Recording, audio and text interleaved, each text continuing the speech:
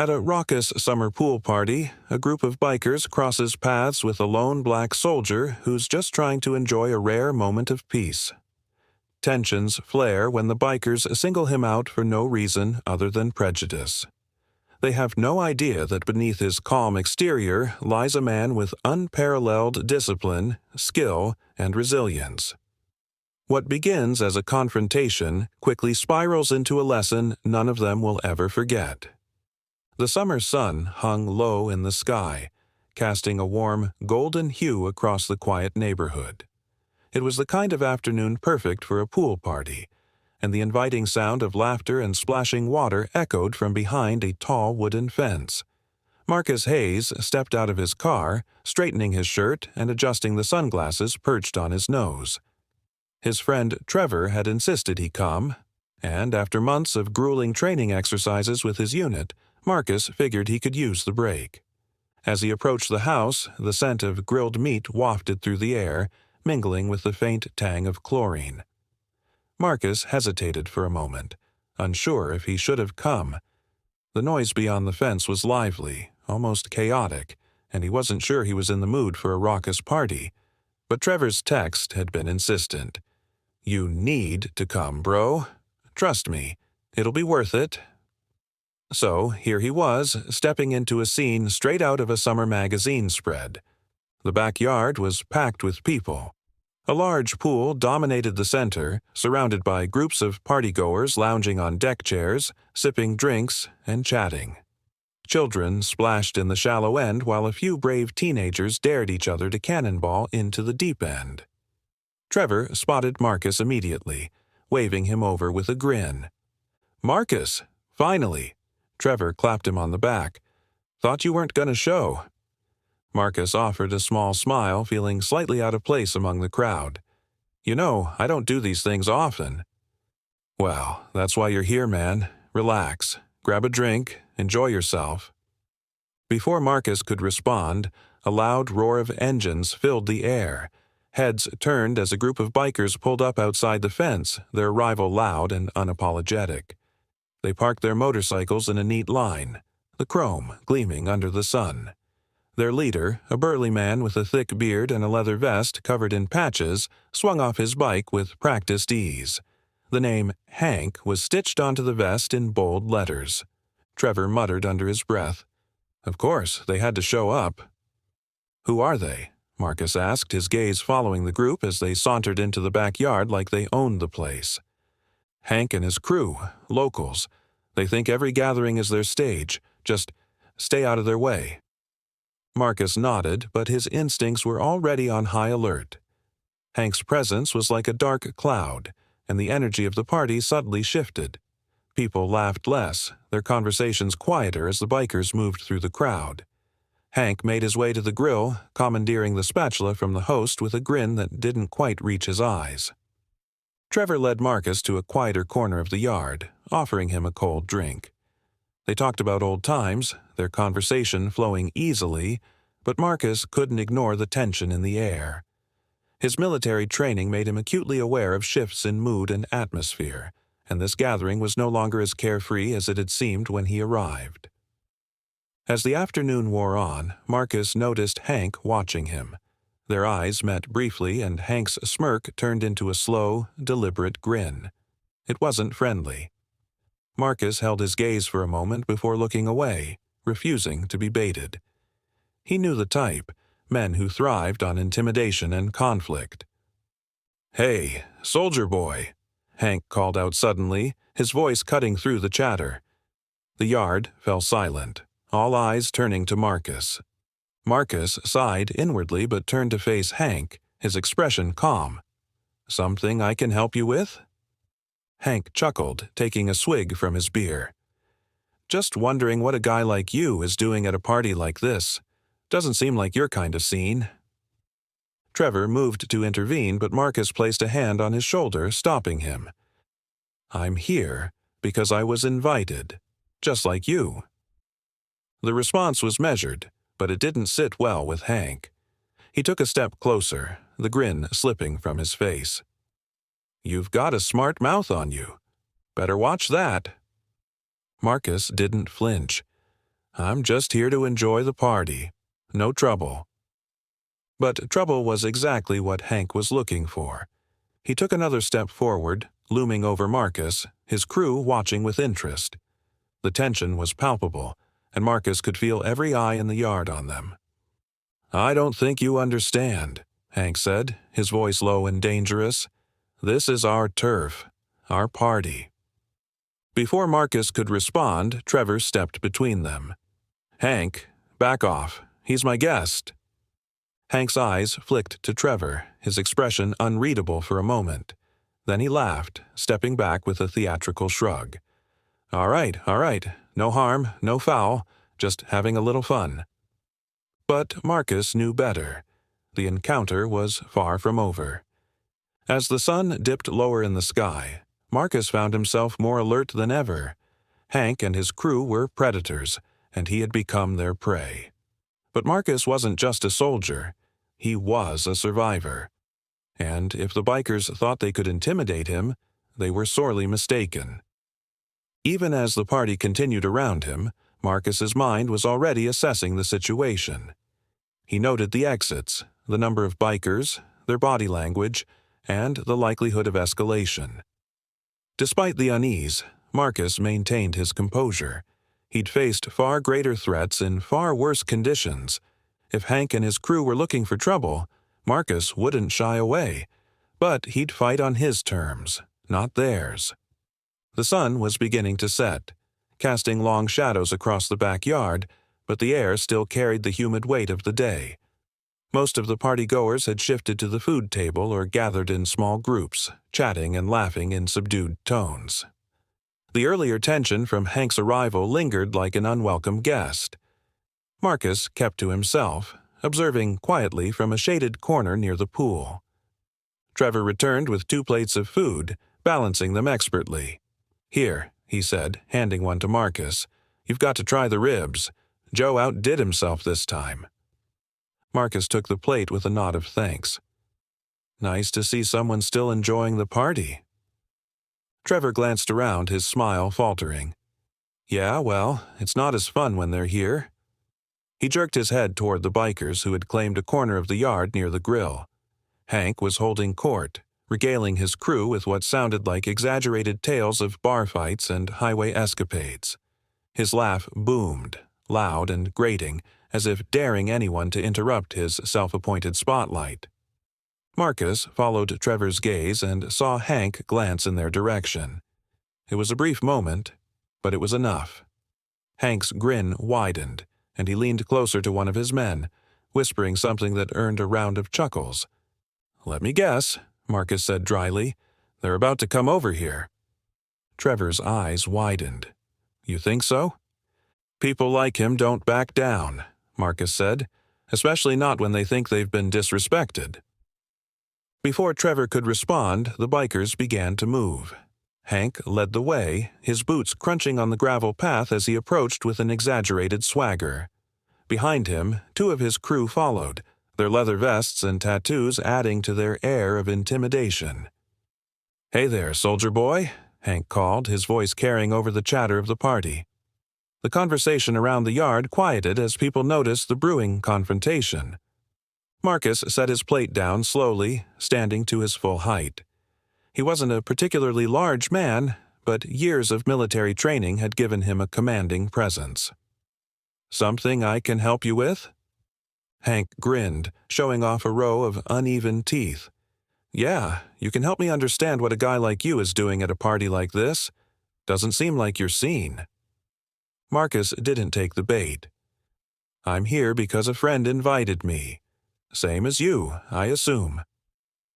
The casual reply seemed to irritate Hank. He stepped closer, his smile fading into a sneer. "See, that's where you're wrong. This isn't just any party. This is our turf, and I don't like seeing strangers on my turf." Trevor stepped forward, his voice firm but nervous. "Hank, come on, it's just a party. No need to make a scene." Hank ignored him, his focus fixed on Marcus. "You've got a smart mouth, soldier. Bet you think you're tough, don't you?" Marcus kept his expression neutral. "I don't want any trouble." "That's funny," Hank said, leaning in closer, "because trouble's exactly what you're gonna get." One of the bikers behind him chuckled and the other cracked his knuckles. The party had gone eerily silent, the other guests frozen in place, unsure of how to intervene. Marcus felt the weight of their stares but remained calm. His training had prepared him for situations far more dangerous than this. "You don't want to do this," Marcus said quietly. His tone wasn't threatening, it was a warning, delivered with the steady confidence of a man who knew exactly what he was capable of. Hank tilted his head mockingly. "Oh, yeah? And why's that?" "Because you're not ready for the consequences." For a moment, there was a tense standoff. Hank's grin faltered slightly, as if he was questioning whether Marcus was bluffing. But his pride wouldn't let him back down. He reached out, shoving Marcus hard in the chest. Marcus staggered back a step, but didn't retaliate. Instead, he straightened his posture and stared Hank down. "Last chance," he said evenly. "Walk away." The challenge hung in the air, and for a brief second it seemed like Hank might back off.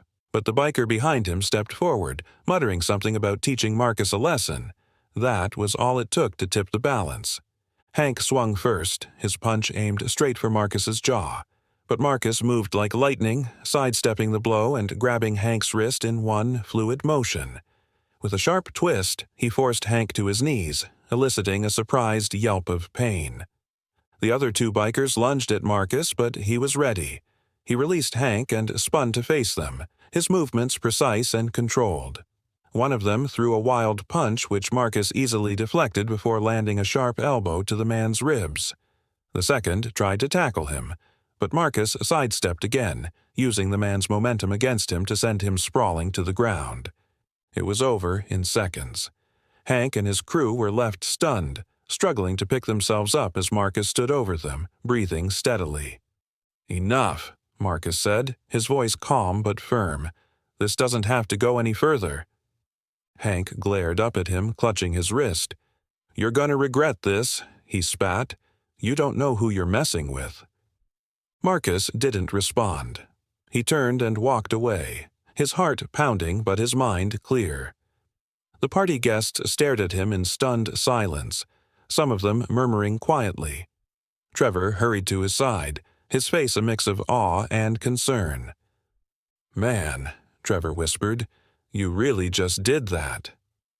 Marcus gave him a faint smile. "They gave me no choice." As the tension in the yard slowly dissipated, Marcus couldn't shake the feeling that this was only the beginning. Hank wasn't the type to let something like this slide, and Marcus, despite his efforts to avoid conflict, knew he'd have to be ready for whatever came next. The gravel crunched beneath Marcus's boots as he left the backyard party behind. He walked to his car with measured strides, his senses heightened. He could feel the eyes on him, Hank's venomous glare and the uneasy stares of the partygoers who had just witnessed the brief but decisive confrontation. The night air was cool, but tension still clung to him like a heavy cloak. Trevor caught up to him just as Marcus unlocked his car. "Hey, wait up!" His voice was hushed, but the urgency in his tone was unmistakable. "Are you okay?" "I'm fine," Marcus said evenly, his voice calm but firm. "They didn't hurt me." Trevor shook his head. "That's not what I mean. You embarrassed Hank in front of his crew. He's not going to let this go."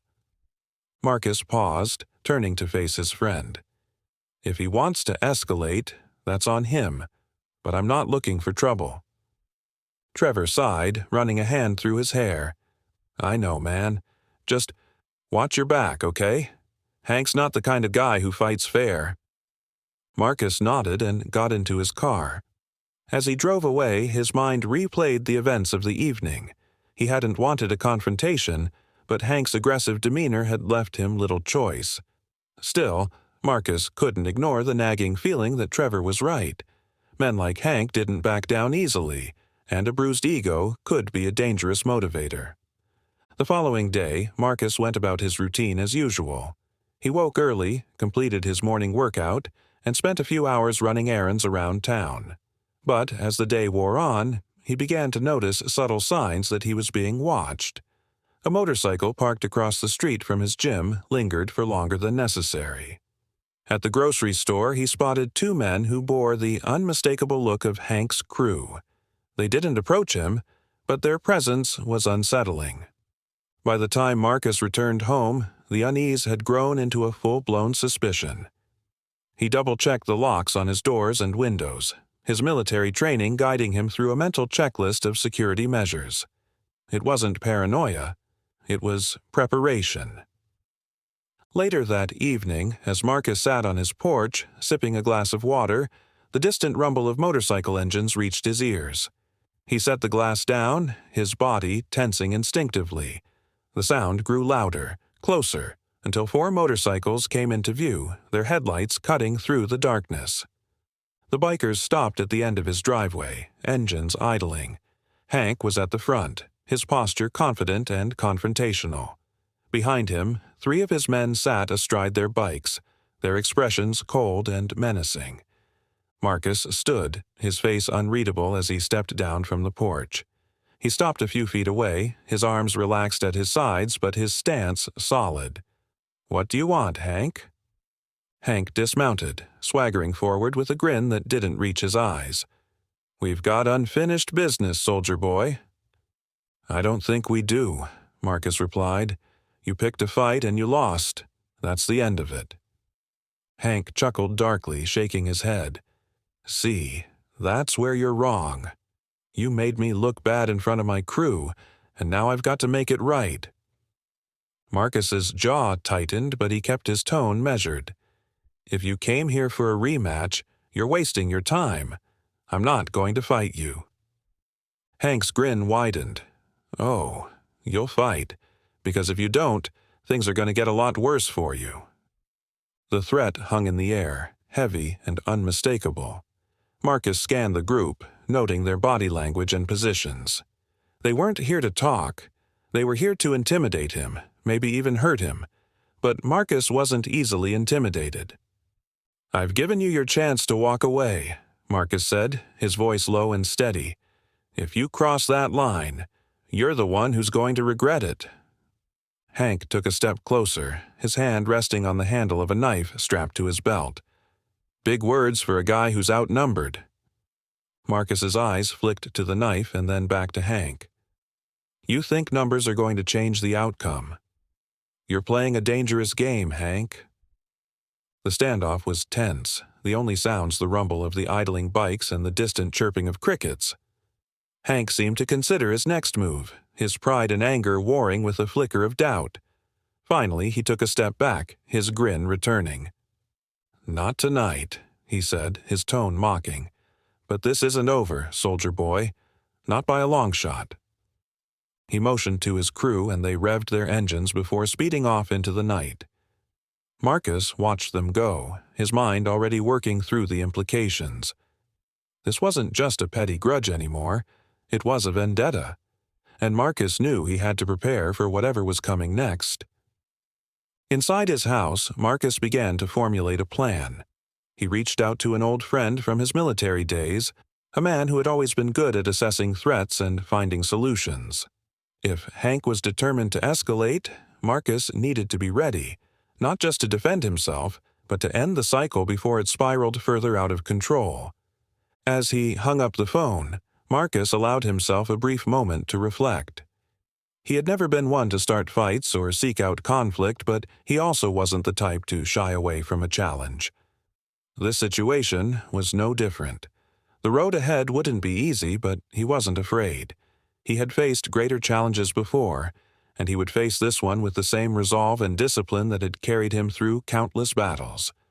The fight wasn't over, but Marcus Hayes was ready.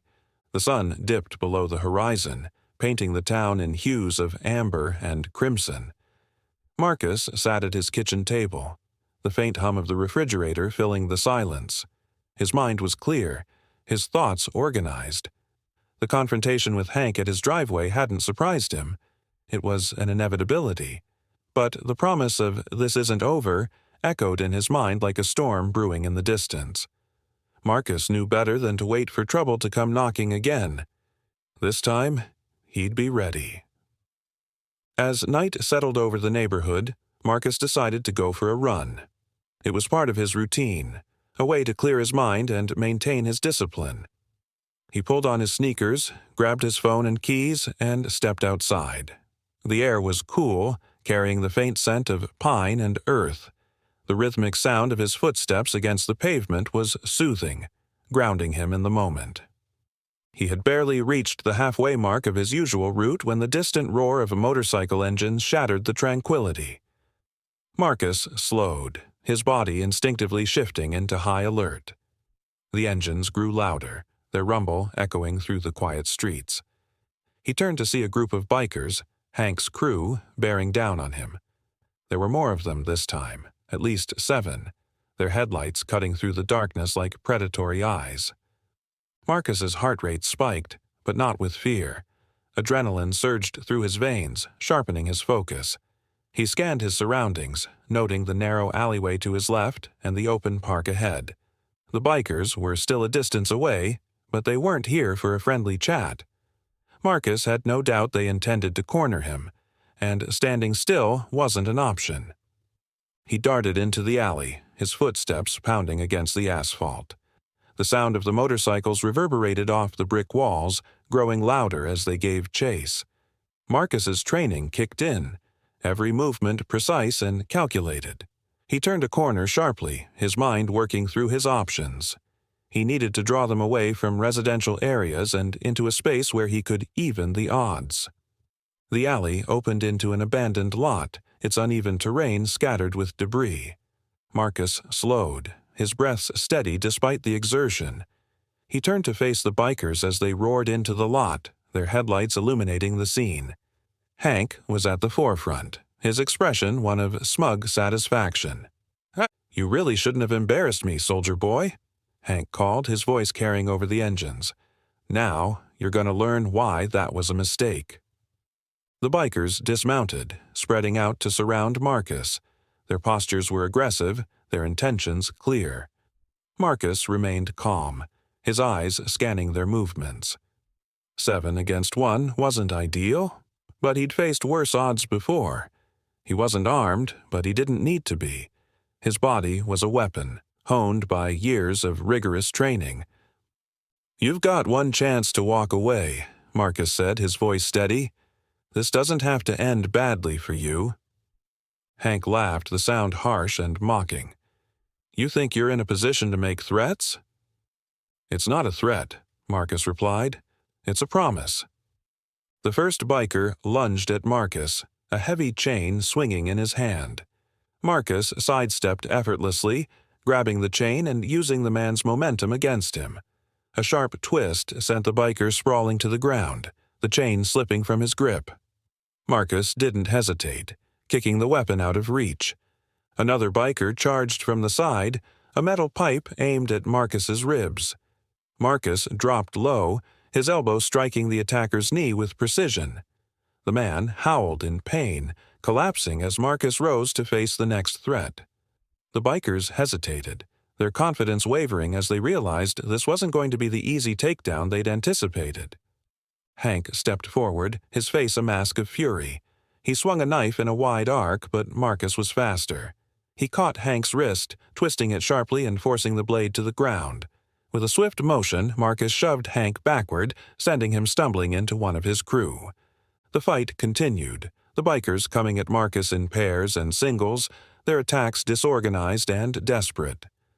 Marcus moved like a shadow, each strike precise and controlled. He didn't waste energy, his movements fluid and efficient. Within minutes, 5 of the bikers were incapacitated, groaning on the ground or clutching their injuries. Hank and the remaining bikers stood frozen, their earlier bravado replaced with uncertainty. Marcus fixed them with a steely gaze, his stance unwavering. "You've lost," he said firmly. "Walk away while you still can." Hank's jaw tightened, his pride battling his better judgment. Finally, he spat on the ground, his eyes burning with rage. "This isn't over," he snarled. He motioned to the remaining biker and the 2 of them retreated, leaving their fallen comrades behind. Marcus watched them go, his body tense but his mind calm. The lot fell silent, save for the groans of the defeated bikers. Marcus exhaled slowly, his adrenaline beginning to ebb. He scanned the area one last time before turning and jogging back toward the main road. His mind was already working through his next steps. Hank's retreat wasn't a victory. It was a delay. Marcus knew the fight wasn't over, but tonight he had sent a clear message. He wasn't a man to be underestimated. Back at home, Marcus cleaned his scrapes and bruises, his mind replaying the events of the night. He knew Hank would come back stronger, angrier, and more determined. But Marcus wasn't afraid. He had faced worse enemies in far harsher conditions. Whatever came next, he would be ready. The morning after the fight was unusually quiet. The sun filtered through Marcus's kitchen window, casting long rays of golden light onto the tiled floor. He sat at the table, nursing a mug of black coffee. His muscles ached slightly from the previous night's confrontation, but the dull pain only served as a reminder of the message he had sent to Hank and his crew. He was still standing, and he wasn't afraid. Marcus's phone buzzed on the table, breaking the silence. He glanced at the screen and saw Trevor's name. He answered with a steady voice, "Morning." "Morning. Man, are you okay?" Trevor's voice was hurried and anxious. "I heard about what happened last night." Marcus raised an eyebrow. "Already?" "Small town," Trevor replied. "Word gets around fast, especially when Hank and his guys are involved. People are saying you took on 7 of them by yourself." Marcus sighed. 6. 1 stayed out of it. "Still," Trevor said, his tone filled with disbelief, "you didn't just fight them off. You embarrassed them. Hank's going to be furious." "He already was," Marcus said evenly. "That doesn't change anything." Trevor hesitated. "Look, I know you're not scared of him, but Hank isn't the type to let this go. He's going to escalate again." Marcus leaned back in his chair, his fingers drumming lightly on the table. "If he does, I'll deal with it. I didn't choose this fight, Trevor, but I'm not running from it either." After ending the call, Marcus decided to head into town. He needed supplies and, more importantly, a clearer picture of what Hank might be planning next. As he walked through the aisles of the local hardware store, he noticed the subtle stares of other shoppers. Some nodded in acknowledgement, while others quickly looked away when his eyes met theirs. The fight had made him a topic of conversation, and not everyone approved. At the checkout counter, the clerk hesitated before speaking. "Hey, Marcus," she said, her voice cautious. "Heard about last night. You okay?" "I'm fine," Marcus replied. "Thanks for asking." The clerk glanced around, lowering her voice. "You should watch yourself. Hank doesn't take well to losing." Marcus gave her a small smile. "I'll be careful." Outside the store, Marcus spotted a familiar face leaning against a truck. It was one of the bikers from the fight, Billy, the youngest of Hank's crew. His arm was in a sling and a deep bruise marred the side of his face. He looked nervous, glancing around as if expecting someone to ambush him. When he saw Marcus, he straightened, his expression a mix of guilt and apprehension. Marcus approached calmly, keeping his tone neutral. "You waiting for me?" Billy nodded, swallowing hard. "Yeah, look, I need to talk to you." Marcus crossed his arms, studying the young man. "I'm listening." Billy hesitated, his eyes darting to the ground. "I didn't want to be there last night. I told Hank we shouldn't mess with you, but he wouldn't listen. He said we had to teach you a lesson." "And?" Marcus prompted. "And now he's planning something worse," Billy said in a rush. "He's mad. He says he won't stop until you're out of town, or worse." Marcus's expression didn't change, but his mind raced. "Why are you telling me this?" Billy shrugged helplessly. "I don't want to be part of it anymore. Hank's gone too far. He's going to get someone killed." Marcus nodded slowly. "What's he planning?" Billy hesitated again, but the weight of his guilt seemed to push him forward. "He's calling in some guys from out of town, other bikers he knows. They're supposed to come this weekend. He wants to ambush you." Later that afternoon, Marcus sat on his porch, processing Billy's warning. The young man had seemed genuine, his fear palpable. If Hank was rallying reinforcements, the situation was escalating far beyond a simple grudge. Marcus wasn't just dealing with a group of local bullies anymore. This was turning into an outright war. He picked up his phone and dialed a number he hadn't called in years. It rang twice before a familiar voice answered. "Hayes, been a while." "Too long," Marcus said. "I need your help." The man on the other end chuckled. "You in trouble?" "Not yet," Marcus replied, "but I will be soon." "What's going on?" Marcus explained the situation succinctly, detailing the confrontations with Hank and the latest threat. The man listened without interrupting, his tone growing serious. "You sure about this, Hayes? Sounds like these guys don't know who they're messing with."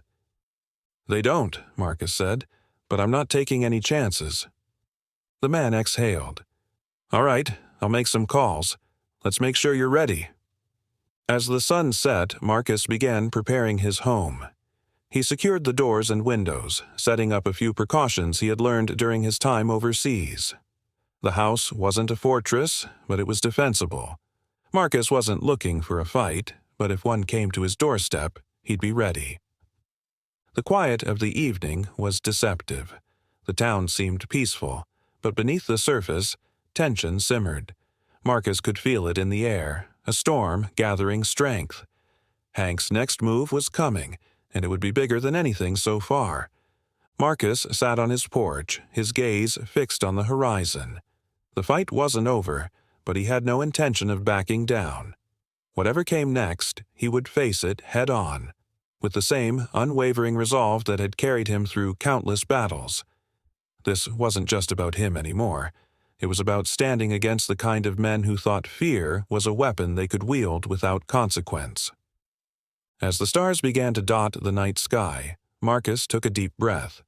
He didn't know what the next day would bring, but he was ready for it. He always was. The weekend arrived with an eerie stillness. Marcus woke early, his senses sharp and alert. He spent the morning going through his usual routine: a workout, a light breakfast, and a thorough check of his surroundings. The quiet felt unnatural, like the calm before a storm.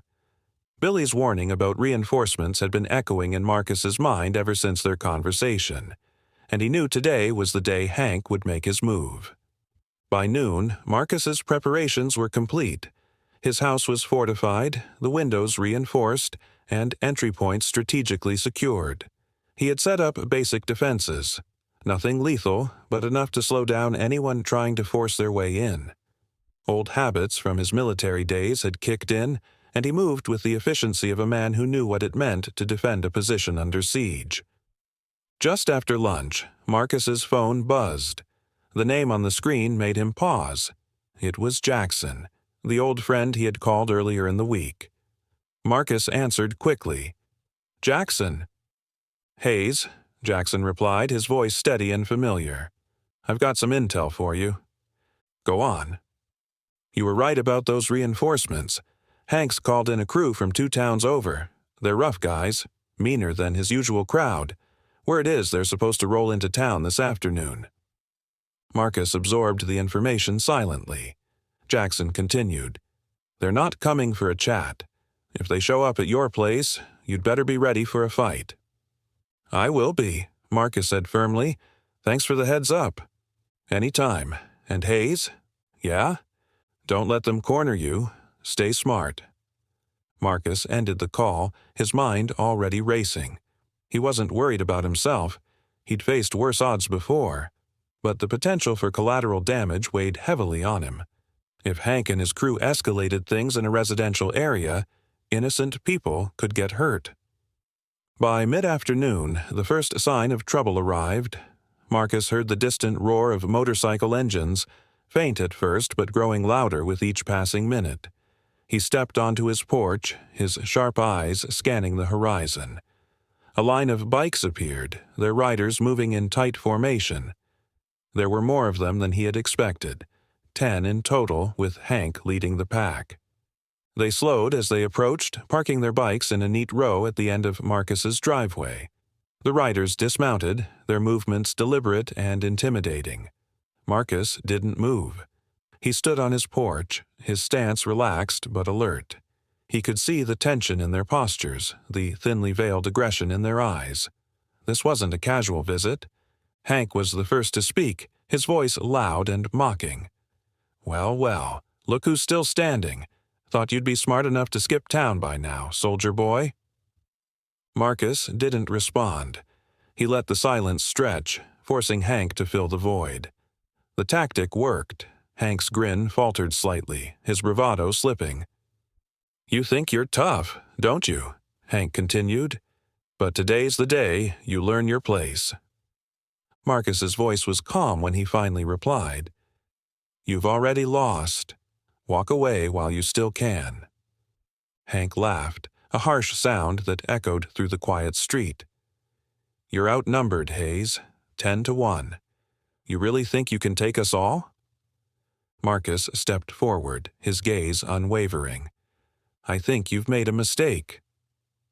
The tension snapped as two of Hank's men moved forward, emboldened by their numbers. Marcus acted instantly.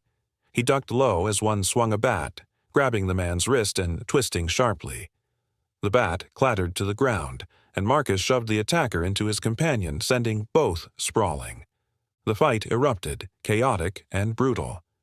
Hank's crew charged at Marcus in waves, their movements disorganized but aggressive.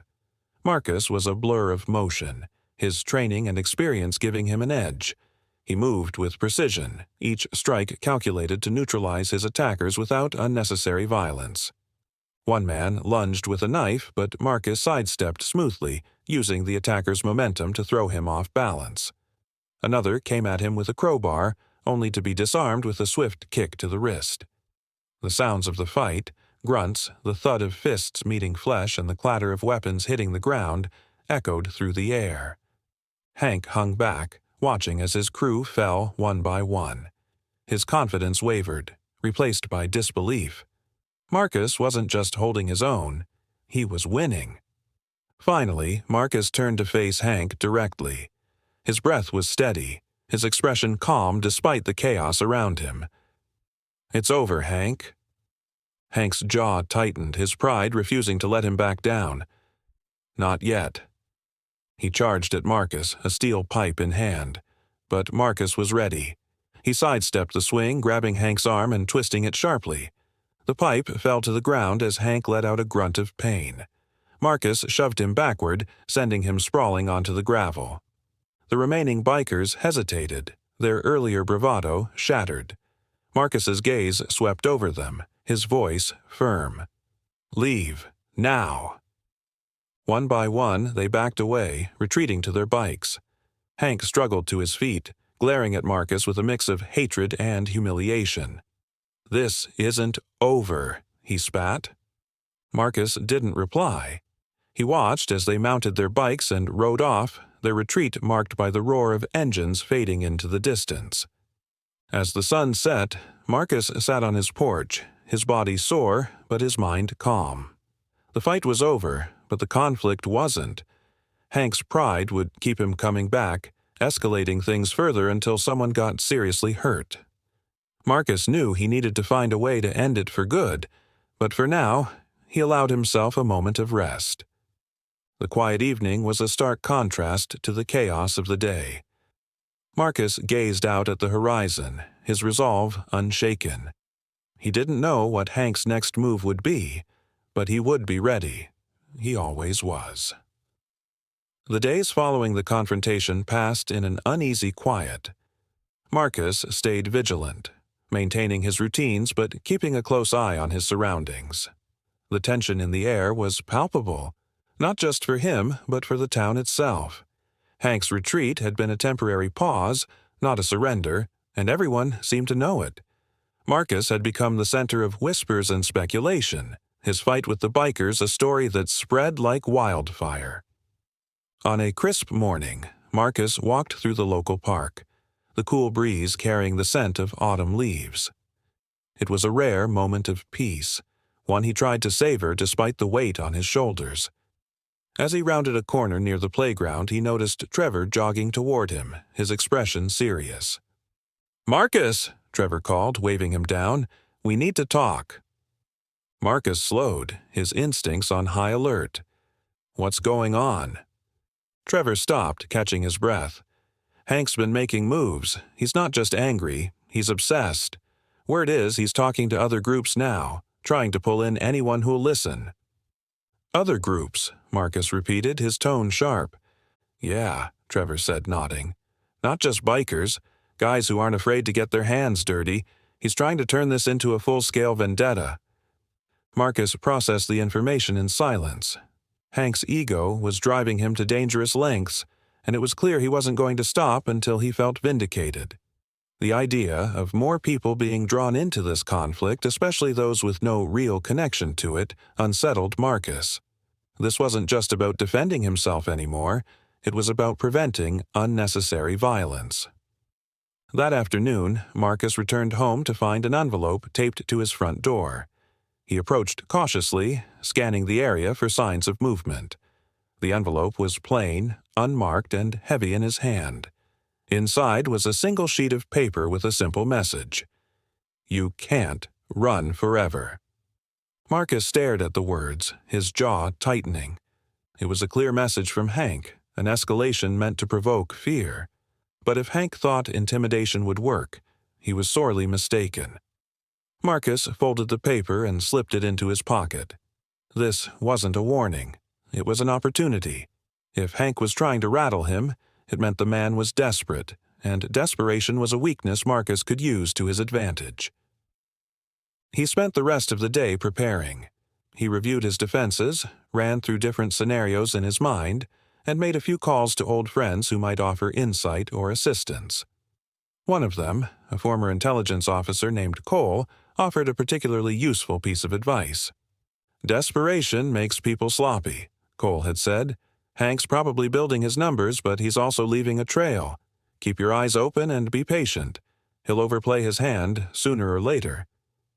The following night, Marcus decided to test Cole's theory. He parked his truck a block away from the bar where Hank and his crew usually gathered. Dressed in dark clothes and moving with the stealth he had perfected in the field, Marcus positioned himself across the street, hidden in the shadows. From his vantage point, he could see the bikers' motorcycles lined up outside, their polished chrome gleaming under the streetlights. Hank's voice carried through the open windows, loud and angry. Marcus couldn't make out every word, but the tone was clear. Hank was rallying his men, stoking their anger and pride. Every so often a cheer or a laugh erupted, the sound cutting through the still night. Marcus noted the faces of those entering and leaving the bar, committing them to memory. Hours passed before the bikers began to disperse. Hank emerged last, flanked by two men Marcus didn't recognize. They stood by their bikes, talking in hushed tones, their body language tense. One of them handed Hank a piece of paper, which he studied before tucking it into his pocket. Marcus's curiosity was piqued, but he stayed hidden, observing until the bikers finally roared off into the night. Back at home, Marcus reviewed what he had seen. The new faces, the hushed conversations, the exchange of information. It all pointed to a larger plan in motion. Hank wasn't just recruiting muscle. He was coordinating something bigger, something that required planning and resources. The thought only strengthened Marcus's resolve. He wasn't just fighting for himself anymore. He was protecting his town from the chaos Hank was trying to unleash. The next morning, Marcus met with Trevor at a quiet diner on the outskirts of town. Over steaming mugs of coffee, he shared his observations from the night before. Trevor listened intently, his expression growing more serious with every detail. "This is getting out of hand," Trevor said. "Hank's turning this into a war." "I know," Marcus replied. "That's why we have to end it before it gets worse." Trevor hesitated. "How? You can't just take on all of them by yourself." "I don't plan to," Marcus said, "but I need you to trust me. When the time comes, I'll handle it." Trevor nodded reluctantly. "Just be careful, man. This town's seen enough trouble." Marcus offered a faint smile. "That's exactly why I'm doing this." As he left the diner, Marcus felt a renewed sense of purpose. The fight was escalating, but he wasn't going to let Hank's vendetta spiral out of control. Marcus had faced chaos before, and he had no intention of letting it take root here. The storm was coming, but he would meet it head-on, ready to protect the people who called this town home. The moon hung high in the sky, casting a pale glow over the quiet town. The streets were deserted, save for the occasional flicker of light from a passing car or the distant bark of a dog. Marcus sat in his truck, parked on the edge of a wooded area that bordered the town. He had spent the past few days preparing, piecing together the fragments of Hank's plan from his observations and intel. Tonight, he was ready. Marcus had chosen his position carefully. The wooded area provided cover, and the narrow road leading into town was an ideal choke point.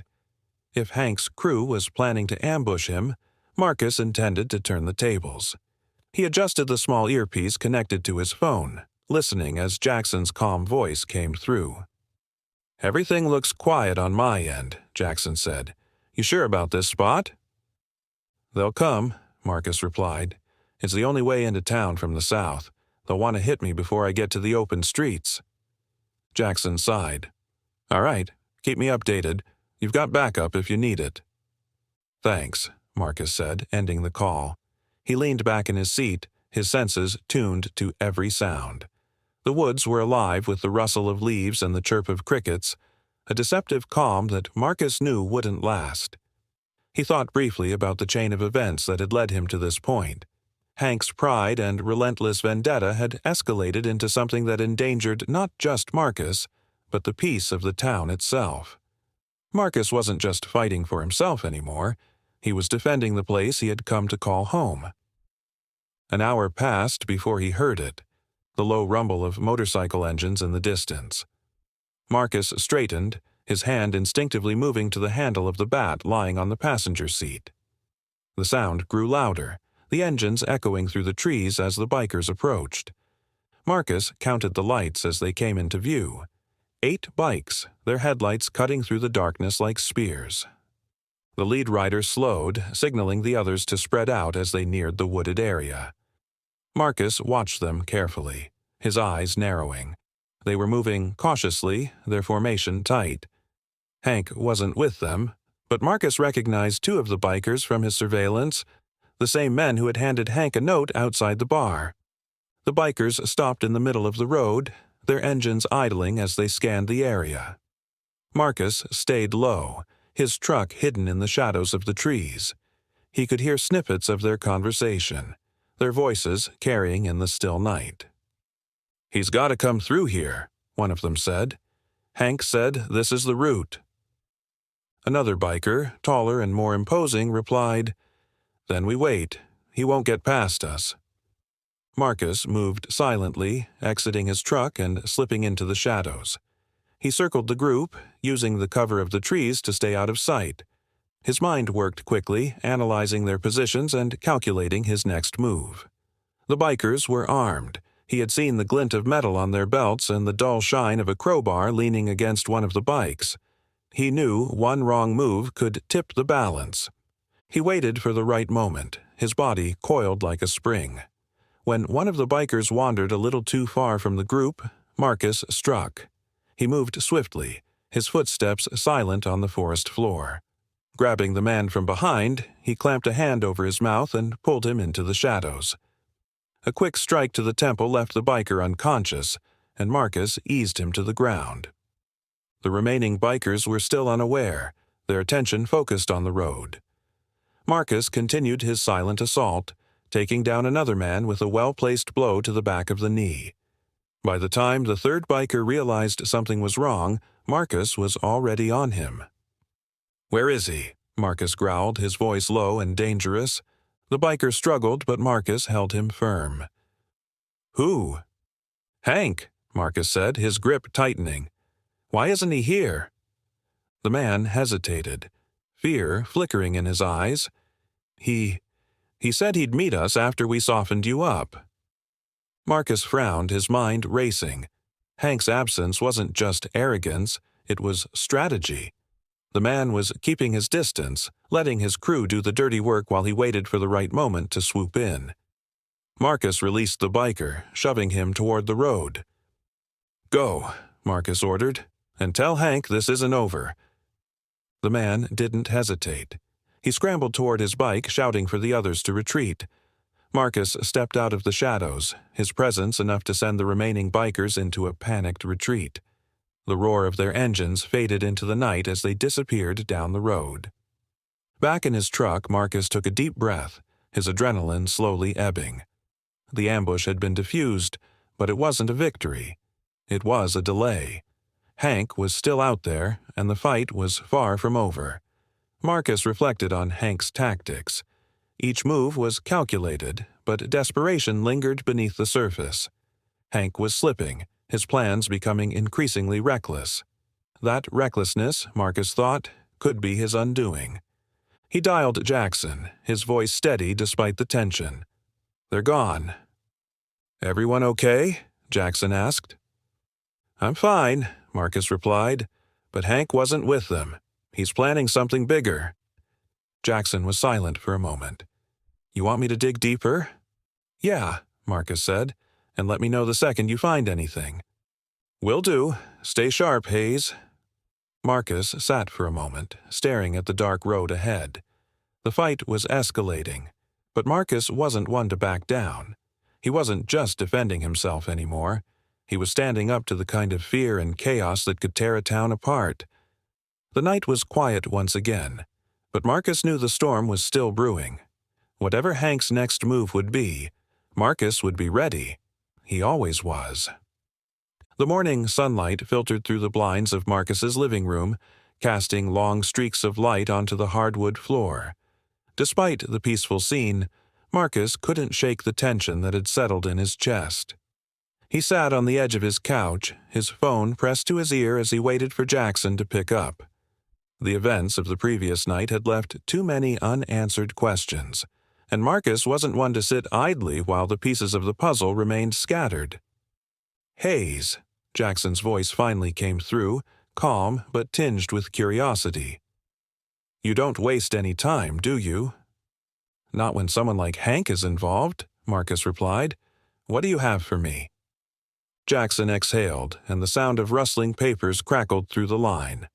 "I've been digging into Hank's connections. He's been making some interesting moves, reaching out to people you wouldn't expect. Some of these guys aren't just bikers, they've got criminal records a mile long. Assault, extortion, weapons charges, you name it." Marcus leaned forward, his brow furrowing. Why is he escalating this? A bruised ego doesn't explain why he's pulling in people with serious muscle. "That's where it gets messy," Jackson said. "Hank's not just angry, he's desperate. He's in debt, Marcus. Big debt. Owes money to the wrong people, and they're squeezing him hard. This vendetta of his, it's not just about you, it's about proving he's still in control." Marcus processed the information silently. Hank's ego was driving his actions, but the debt added a dangerous layer to the situation. Desperation made people unpredictable, and Marcus knew better than to underestimate a man with his back against the wall. By midday, Marcus decided to take a drive through town. He needed to clear his head and get a better sense of the tension brewing beneath the surface. The streets were quiet, but there was an undercurrent of unease that seemed to ripple through the town. People lingered in small groups, their conversations hushed, their gazes darting nervously toward every sound. At a small coffee shop near the town square, Marcus spotted Trevor sitting at an outdoor table. He parked his truck and approached, noting the concerned look on his friend's face. "You look like you haven't slept," Marcus said as he sat down. Trevor gave a weak laugh. "Who has, with all this going on? Hank's got everyone on edge. People are scared, Marcus." "They have a reason to be," Marcus said, "but fear isn't going to solve this. Action will." Trevor hesitated, his fingers drumming on the edge of his coffee cup. "You're not just talking about defense, are you?" "No," Marcus admitted. "Hank's making moves and I need to get ahead of him. I found out he's in debt. Bad debt. He's pulling in people who are more dangerous than his usual crew. If we let him keep pushing, this won't end with just me." Trevor looked away, his expression conflicted. "You think it's going to spill over?" "It already is," Marcus said. "It's not just me Hank's targeting anymore. He's creating a powder keg, and the town's sitting on it." That evening, Marcus received a call from Jackson. "I've got something you'll want to see," Jackson said, his tone grave. "Meet me at the old service road just outside town, and come alone." Marcus didn't hesitate. He grabbed his jacket and keys, the weight of the unknown pressing heavily on his mind. The service road was a narrow, dirt-covered path that wound through the woods on the outskirts of town. Jackson was waiting near a rusted-out truck, his posture tense. "What's this about?" Marcus asked as he stepped out of his vehicle. Jackson handed him a folder, his expression grim. "Hank's not just pulling in criminals, he's stockpiling weapons. Guns, ammo, even explosives. He's gearing up for something big." Marcus flipped through the photos in the folder, each image more alarming than the last. Stashes of rifles and handguns, crates of ammunition, and a makeshift map with locations marked in red. One of the photos showed Hank standing with a group of men, his grin wide and confident. "Where did you get these?" Marcus asked. "An old contact," Jackson replied. "He heard rumblings about Hank's operation and decided it was worth digging into. This isn't just about you anymore, Marcus. If Hank goes through with whatever he's planning, the whole town's in danger." Marcus stared at the photos, his mind racing. The situation had escalated far beyond a personal vendetta. Hank was building an arsenal, and the implications were chilling. "We need to stop this," Marcus said, "before it's too late." The drive back to his house was quiet, but Marcus's thoughts were anything but. The revelation of Hank's weapons cache changed everything. This wasn't just a matter of self-defense anymore. It was about preventing a catastrophe. Marcus knew he needed to act fast, but he also knew he couldn't do it alone. He spent the rest of the night making calls, reaching out to people he trusted. Former comrades, local allies, anyone who might be able to help. Marcus wasn't just preparing for a fight. He was building a defense strong enough to protect the town from the storm Hank was bringing. As the first light of dawn broke over the horizon, Marcus stood on his porch, his gaze fixed on the woods beyond. The battle was coming, and it wouldn't be fought in shadows anymore. The stakes were higher than ever, but Marcus was ready to face them head-on. He had no other choice. The early morning air carried a chill as Marcus stood on his porch, his gaze fixed on the horizon. The quiet was deceptive, masking the storm that was building just beneath the surface. After the revelations of the previous night, Marcus knew he couldn't face the fight ahead alone. Hank's plans weren't just dangerous, they were catastrophic. If the town was going to survive what was coming, Marcus needed allies. He pulled out his phone, scrolling through a list of the contacts he hadn't called in years. These weren't casual acquaintances. They were men and women he had served with, people who understood what it meant to face danger head-on. The first call went to Cole, the former intelligence officer who had always been 2 steps ahead of everyone else. "Hayes," Cole's voice came through, crisp and alert despite the early hour. "What's going on?"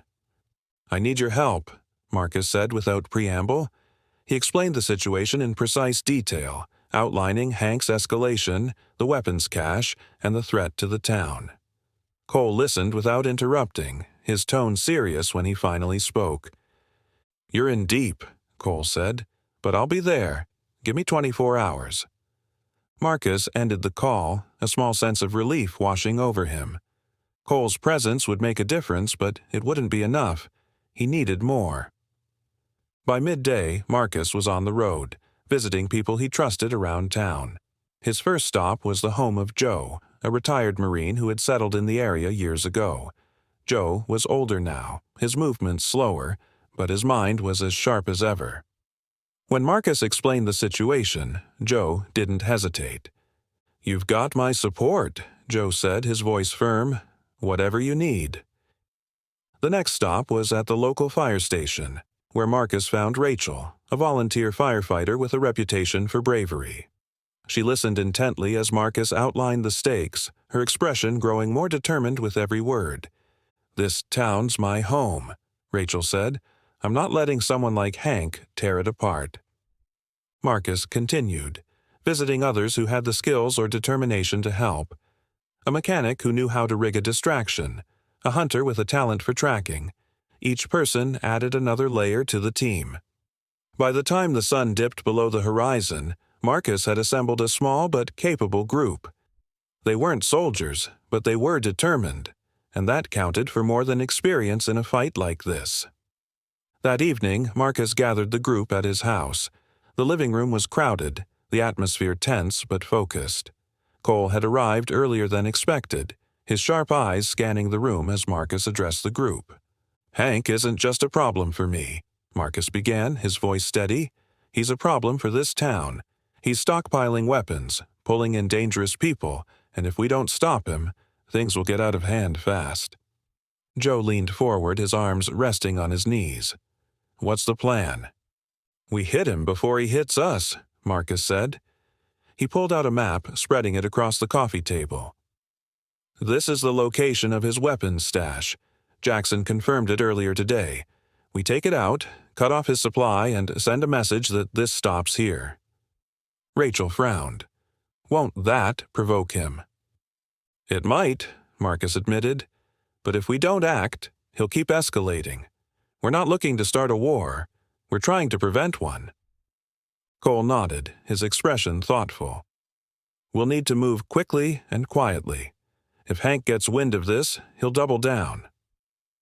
The group spent hours planning, going over every detail of the operation. Marcus assigned roles based on skills. Joe and Cole would handle the heavy lifting, Rachel would coordinate communication, and Marcus would lead the charge. They discussed potential obstacles, escape routes, and contingencies for the unexpected. By the time the meeting ended, the group was unified, their resolve stronger than ever. As the others filtered out, Cole lingered, his sharp gaze fixed on Marcus. "You sure about this?" Marcus met his gaze evenly. "It's the only way." Cole nodded slowly. "Then let's make it count." The next morning, the group reconvened at a secluded spot near the woods. The air was thick with anticipation as they loaded equipment into the trucks. Marcus took a moment to address the team, his voice steady despite the weight of the situation. "Whatever happens, we stick to the plan," he said. "We're not looking for a fight. We're here to send a message and protect this town." The team nodded, their expressions determined. As they set off, Marcus felt a sense of purpose settle over him. This wasn't just about stopping Hank. It was about standing up for what was right. The battle ahead wouldn't be easy, but Marcus knew they were ready. As they drove toward the target, Marcus reviewed the plan in his mind. Each step was calculated, designed to minimize risk while achieving their objective. The tension in the truck was palpable, but Marcus spoke calmly, reinforcing the team's focus. "Stay sharp," he said. "We've got one chance to do this right." The final leg of the journey brought them to the edge of a clearing where Hank's stash was hidden.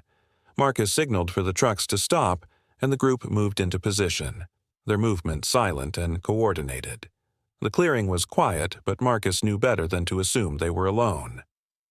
"Eyes open," he whispered. "Let's finish this." The clearing was eerily silent as Marcus and his team crept into position. The moonlight filtered through the trees, casting long shadows over the dirt road and the small compound ahead. Hank's weapons stash was hidden inside a weathered barn, its rusted exterior blending with the surrounding woods. Marcus crouched behind a fallen log, his eyes scanning the perimeter for movement. The tension in the air was palpable, each team member focused on the task ahead. "Positions," Marcus whispered into the radio clipped to his vest. His voice was calm but firm, a tone that commanded attention. Cole's voice crackled in response. "North side, all clear." "West is quiet," Rachel added, her tone steady despite the tension. Joe chimed in last. East side, no movement. Marcus nodded to himself. The team had moved into position flawlessly, their training and preparation evident in every calculated step. He motioned for the group to hold their positions, his sharp eyes fixed on the barn. The faint glow of a lantern flickered inside, a telltale sign that the stash wasn't entirely unguarded. The plan was simple. Infiltrate, neutralize any resistance, and destroy Hank's stockpile of weapons before it could be used against the town. Marcus knew the risks. Any misstep could turn the operation into a firefight. But he also knew they had no choice. Hank's arsenal was a ticking time bomb, and tonight was their only chance to disarm it. Marcus gestured to Rachel, who nodded and moved toward the barn's west entrance. Her footsteps were light, her body pressed low to the ground as she approached the building. Cole and Joe flanked her from the north and east, their movements synchronized. Marcus stayed behind, his eyes darting between the barn and the surrounding woods. He knew Hank's crew could be nearby, and he wasn't about to let them take the team by surprise. Rachel reached the barn first, pressing her back against the weathered wood. She held up 2 fingers, signaling that she had spotted 2 guards inside. Marcus acknowledged with a slight nod, his mind racing. 2 guards weren't unexpected, but they couldn't afford to make noise. The element of surprise was their greatest advantage. Marcus motioned for Cole and Joe to move in. The 2 men approached from opposite sides, their steps perfectly timed. Marcus followed, his heart pounding as he reached the barn's main door. He pressed his ear to the wood, listening to the muffled voices of the guards inside. "Man, I can't believe Hank's dragging us into this," one of them muttered. "Yeah, but you saw that guy. We need all the firepower we can get," the other replied. Marcus signaled for the team to prepare. They had practiced this maneuver countless times, and each member knew their role. On Marcus's count, they moved as one. Joe pushed open the door, Rachel slipped inside, and Cole followed, his weapon trained on the guards. "Don't move," Marcus barked, stepping into the barn with precision. His presence was commanding, his voice leaving no room for argument. The guards froze, their hands instinctively rising. Rachel moved quickly, disarming one while Joe secured the other. The entire exchange lasted less than a minute, but it felt like an eternity. Marcus scanned the room, his eyes landing on the crates stacked against the far wall. The weapons were there, rifles, handguns, and boxes of ammunition piled high. "Rachel, watch the door," Marcus ordered. "Joe, Cole, start rigging the charges." The team moved with practiced efficiency, placing small explosives in strategic locations throughout the barn. Marcus kept his weapon trained on the guards, his mind focused on the mission. Every second felt like an eternity, the weight of the operation pressing heavily on his shoulders. "Charges are set," Joe announced, his voice low but steady. "Time to go," Marcus said. He motioned for the team to move, leading the way out of the barn and into the cool night air. The guards remained where they were, their expressions a mix of fear and confusion. As the team retreated to the tree line, Marcus took one last look at the barn. The explosives were small but powerful, designed to destroy the stockpile without causing a fire that could spread to the surrounding woods. Marcus's finger hovered over the detonator, his mind racing with the implications of what they were about to do. "Do it," Cole said, his voice cutting through the silence. Marcus pressed the button. The explosion was controlled but deafening, a sharp crack that echoed through the woods. The barn shuddered, its walls collapsing inward as the weapons inside were reduced to rubble. Marcus watched as the smoke billowed into the night sky, a grim sense of satisfaction settling over him. The team regrouped at their trucks, their expressions a mix of relief and exhaustion. The operation had been a success, but Marcus knew it was only the beginning. Hank wouldn't take this loss lightly, and the fight was far from over. "We did good tonight," Marcus said, his voice calm but resolute. "But this isn't over. Hank's going to retaliate, and we need to be ready." The team nodded, their resolve unwavering. They had taken the first step in dismantling Hank's operation, but the road ahead was still fraught with danger. As the trucks rumbled to life, Marcus stared out into the darkness, his mind already working on the next move. The battle had begun, and there was no turning back. The quiet didn't last long. The morning after the barn explosion, the town buzzed with unease. Marcus kept a low profile, but his mind remained on high alert. He knew Hank wouldn't take the loss of his weapons stash lightly. The man's pride was as bruised as his operation, and Marcus understood better than most how dangerous a wounded predator could be. Marcus spent the morning reinforcing his home. The windows were already reinforced, but he added additional locks to the doors and set up a series of makeshift alarms around the perimeter. Simple tripwires and cans filled with pebbles wouldn't stop a determined attacker, but they'd give him an early warning. His military training had taught him the value of preparation, and Marcus wasn't about to let Hank catch him off guard.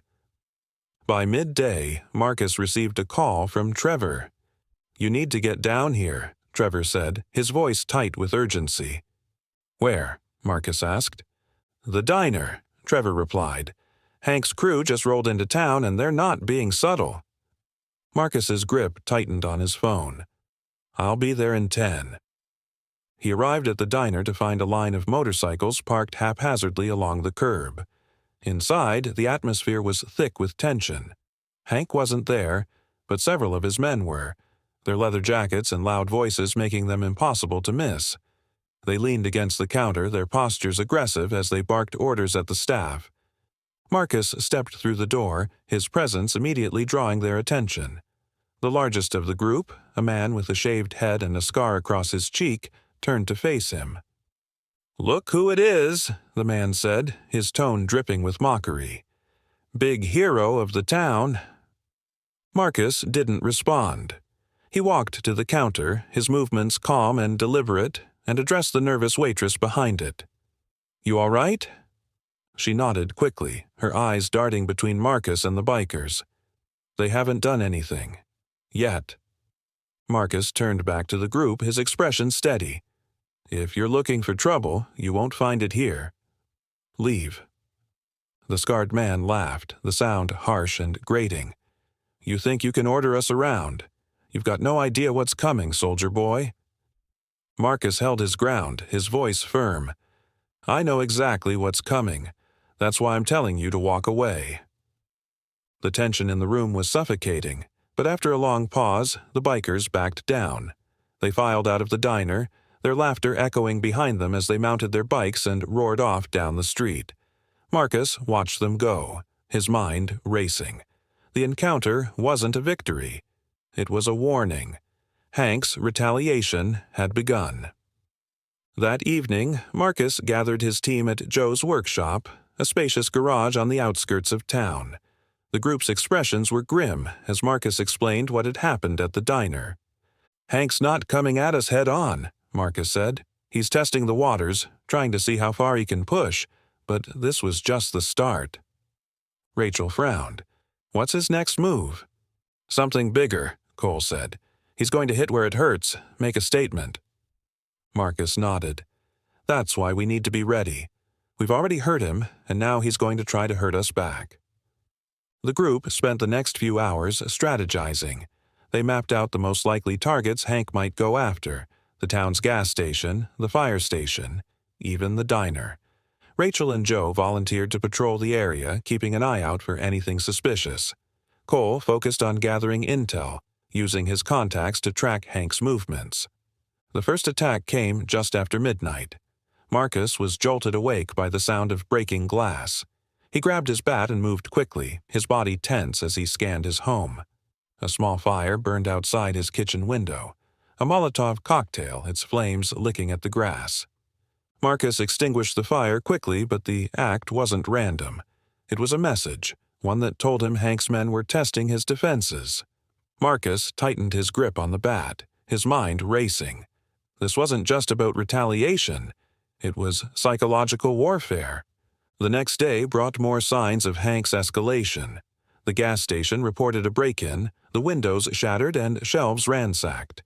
Later, the fire station received a threatening note, scrawled in crude handwriting, "Stay out of our way." The town was on edge, its residents growing more fearful with each passing hour. Marcus reconvened with his team that evening, their determination stronger than ever despite the mounting tension. They discussed the latest incidents, their voices low but resolute. "We need to hit back," Joe said, his fists clenched. "Show them they can't keep pushing us around." "We will," Marcus said, "but not recklessly. We've already hurt Hank and he's bleeding. We need to let him make the next big mistake, and then we'll be ready." Cole nodded in agreement. "Hank's crew isn't disciplined. They'll overreach, and when they do, we'll be there to stop them." Rachel looked at Marcus, her expression unwavering. "What's the plan?" Marcus took a deep breath, his voice steady. "We stay vigilant.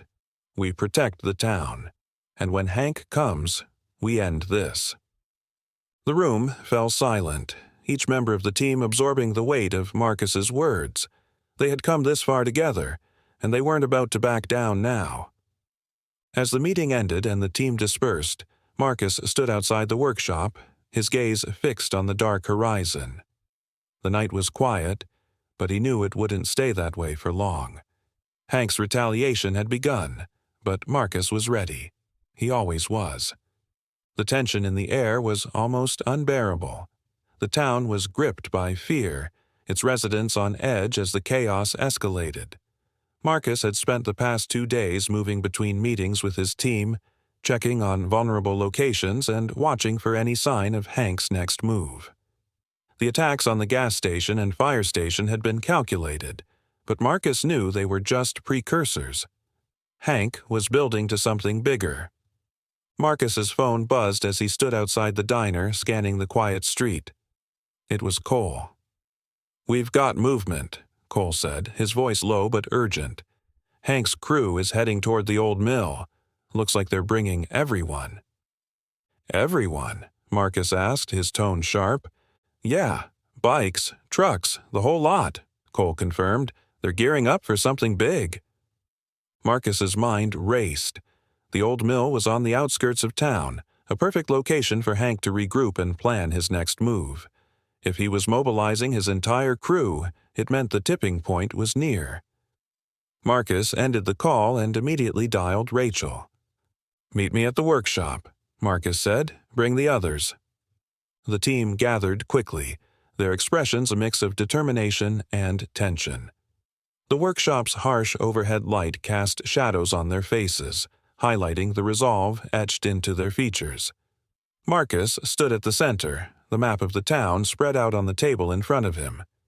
"Hank's moving his crew to the old mill," Marcus said, his voice steady despite the weight of his words. "This is it. He's not just testing us anymore. He's making his move." Joe frowned, his arms crossed over his chest. "What's he planning?" "Something loud," Cole said. "He's not subtle, and he's got too much to prove. Whatever it is, it won't be small." Marcus nodded. "That's why we need to act now. We can't wait for him to bring the fight to the town. If we don't stop him at the mill, he'll bring the chaos straight to our doorstep." The plan was set. The team would move in under cover of darkness, splitting into 2 groups to flank the mill. Marcus would lead one group, while Cole led the other. Rachel and Joe would handle communications and provide support from a safe distance. The goal was to disrupt Hank's operation before it could gain momentum, cutting off his ability to strike at the heart of the town. The drive to the mill was tense, the hum of the truck's engines the only sound in the night. Marcus's group parked a short distance from the site, their movements silent as they crept through the underbrush. The mill loomed ahead, its towering structure silhouetted against the moonlit sky. The faint glow of lights inside hinted at activity, and the rumble of voices confirmed it. Marcus signaled for his group to hold position while he scouted ahead. He moved with practiced stealth, his senses sharp as he approached the edge of the clearing. What he saw made his stomach tighten. Dozens of bikers milled around the area, their movements purposeful. Crates of supplies were being unloaded from trucks, and several men were arming themselves with bats and crowbars. Marcus retreated to his group, his mind racing. "They're gearing up for something big," he whispered, "but they're not expecting us. we've got the element of surprise. Cole's voice crackled over the radio. We're in position on the north side, ready when you are. Marcus glanced at his team, their faces lit by the faint glow of the moon. Stay sharp, he said. This won't be easy, but we're not backing down. The team moved as one, their steps synchronized as they approached the mill. Marcus signaled for Cole's group to advance, and within moments the operation was in motion. The first clash came quickly. 2 of Hank's men standing guard were subdued before they could sound the alarm. The element of surprise held, but Marcus knew it wouldn't last. Inside the mill, chaos erupted as the team moved in. Bikers shouted in confusion, scrambling to respond to the unexpected attack. Marcus led his group with precision, his training and experience evident in every calculated movement. Cole's team struck from the opposite side, cutting off the bikers' escape routes. The fight was brutal but controlled. Marcus's team focused on neutralizing threats without unnecessary violence, disarming their opponents and incapacitating them with swift, calculated strikes.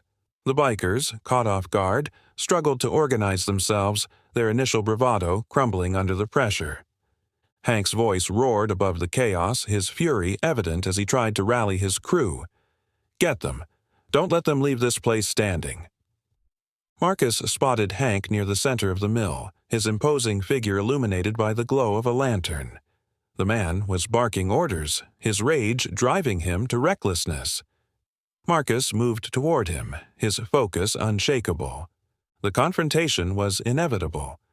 Marcus and Hank faced off in the heart of the mill, their eyes locked. "This ends now," Marcus said, his voice steady despite the tension in the air. Hank sneered, his hands tightening into fists. "You think you can stop me? You don't know what you're up against." "I know exactly what I'm up against," Marcus replied, "and it's over." The fight was short but intense. Marcus's training gave him the edge, his movements precise and deliberate as he countered Hank's wild strikes. With one final blow, Hank fell to the ground, his defiance replaced by defeat. The remaining bikers, seeing their leader fall, began to retreat, their resolve shattered. As the dust settled, Marcus regrouped with his team. The mill was silent now, the tension replaced by an eerie calm. Marcus took a deep breath, his gaze sweeping over the scene. They had stopped Hank's operation, but the fight wasn't over yet. The tipping point had been reached, and the battle for the town's future was just beginning. The sun rose over the town, casting long shadows across empty streets. Despite the clear skies and the warmth of the new day, a heavy tension lingered in the air. The events at the old mill had sent shockwaves through the community. Word of the confrontation spread quickly, carried by whispers and half-truths. Some saw Marcus and his team as protectors. Others feared that their actions had only invited more danger. Marcus stood at the edge of the diner parking lot, watching as a small group of townsfolk gathered near the square. Their voices were low, but the worry on their faces was unmistakable. He had seen it before, in war zones where the fear of the unknown gripped communities tighter than any physical threat. Now, that same fear had taken root here. Trevor approached, carrying 2 steaming cups of coffee. He handed one to Marcus, his expression weary but resolute. "They're scared," he said simply. "They should be," Marcus replied. "Hank's crew isn't finished. We've hit them hard, but they're regrouping. They're looking for a way to hit back." Trevor sighed, his gaze shifting to the square. "People want to know if this is going to end soon." "It's not about soon," Marcus said firmly. "It's about making sure it ends the right way. Hank and his men are desperate. That makes them dangerous." Trevor nodded, though the worry in his expression didn't ease. "So, what's the plan?" Marcus took a long sip of coffee, his gaze scanning the quiet street. "We stay vigilant. We prepare for the worst." By mid-morning, Marcus had called a meeting at Joe's workshop. The team arrived one by one, their faces reflecting the grim determination they all felt. Cole spread a map across the workbench marking locations where Hank's men had been sighted. They're moving in pairs, staying under the radar, Cole said. Looks like they're regrouping. Joe frowned, leaning over the map. That means they're planning something. Exactly, Marcus said. We'll start patrols, small teams, rotating shifts. If they try to move, we'll know before they have the chance to strike. Rachel crossed her arms, her jaw tight. What do we do if they hit a target? Do we go after them directly? We don't let it get to that point, Marcus replied. This isn't just about fighting back, it's about staying ahead. We need to show them they don't have the advantage. The group split into pairs to monitor the town. Marcus took the northern edge where the woods bordered the main road. Rachel and Joe covered the southern stretch, and Cole kept watch over the western perimeter. Radios buzzed intermittently with updates. Nothing yet, Rachel's voice came through. All quiet here. But Marcus couldn't shake the unease. The quiet felt wrong, like the calm before a storm. As the day wore on, Marcus noticed a growing divide in the town.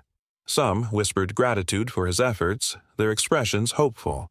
Others muttered doubts, their gazes cautious. The weight of those mixed sentiments pressed on him heavily. He understood their fear, even if it felt misplaced. These people weren't fighters.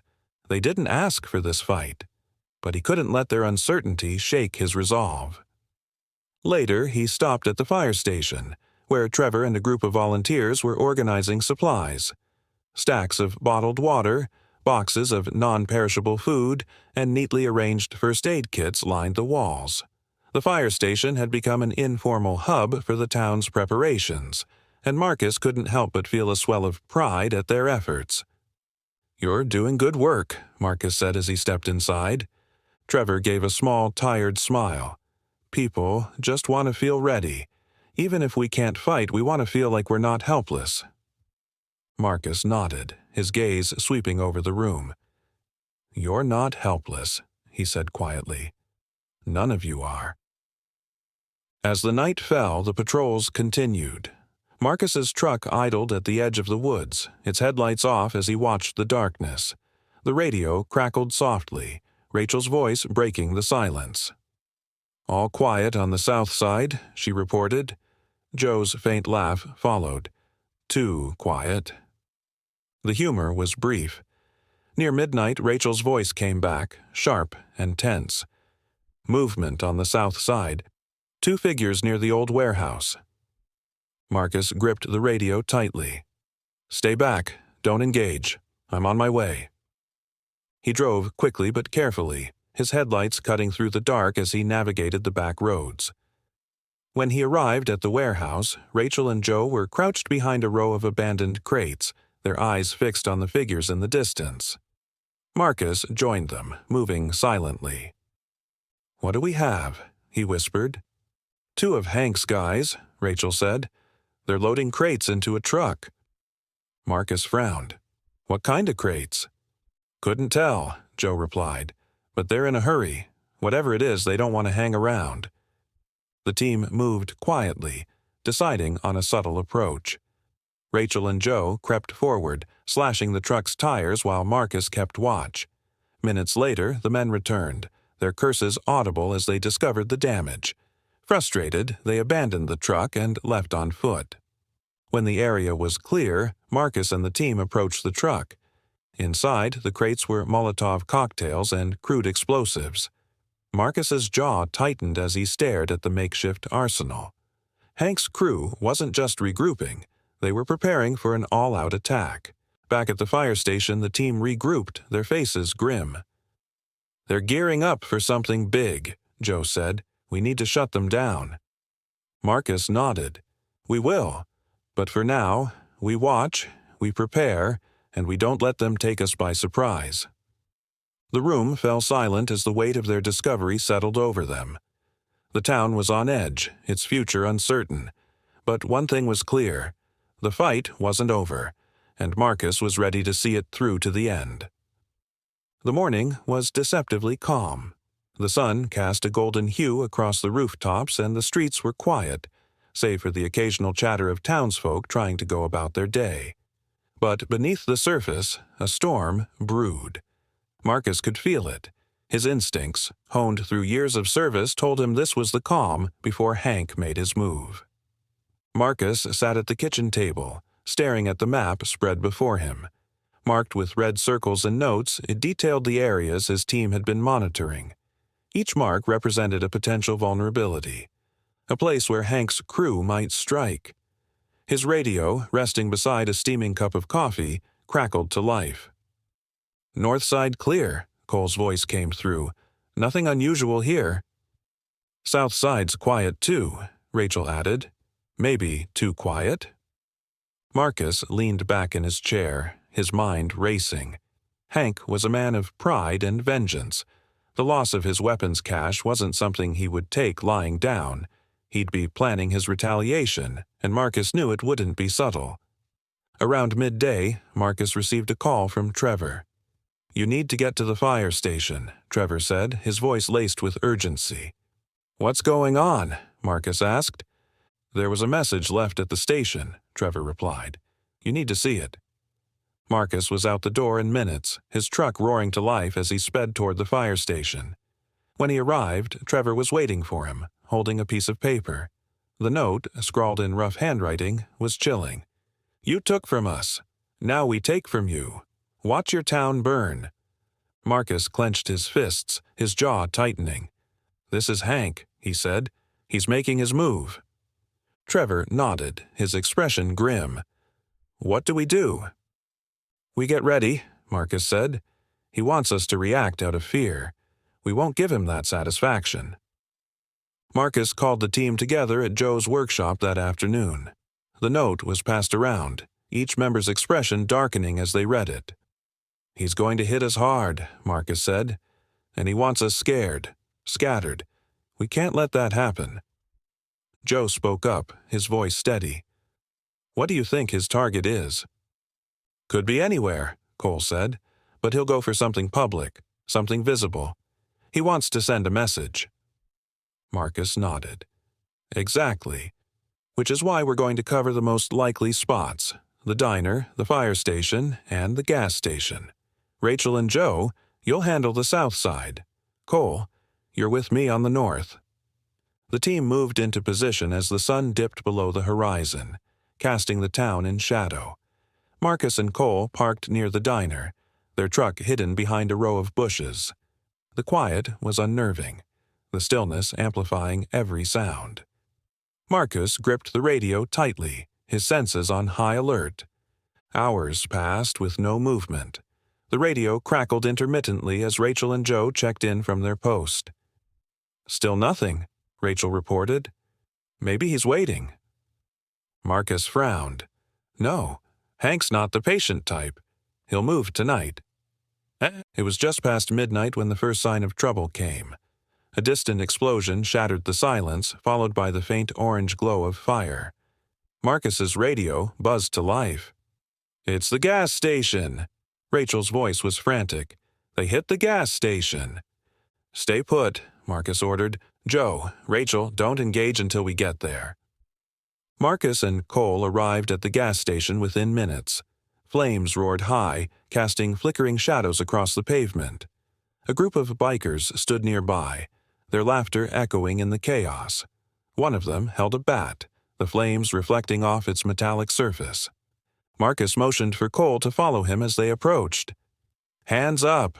Marcus barked, his voice cutting through the noise. The bikers turned, their expression shifting from amusement to surprise. "Looks like the hero showed up," one of them sneered. "Too late, though." Marcus didn't respond. He and Cole moved with precision, disarming two of the bikers before the others could react. A brief scuffle ensued, but Marcus's training gave him the upper hand. Within moments, the bikers were subdued, their weapons confiscated. Rachel and Joe arrived shortly after, helping to secure the area. The fire was contained quickly, but the damage was done. The gas station was in ruins, its windows shattered and its pumps charred.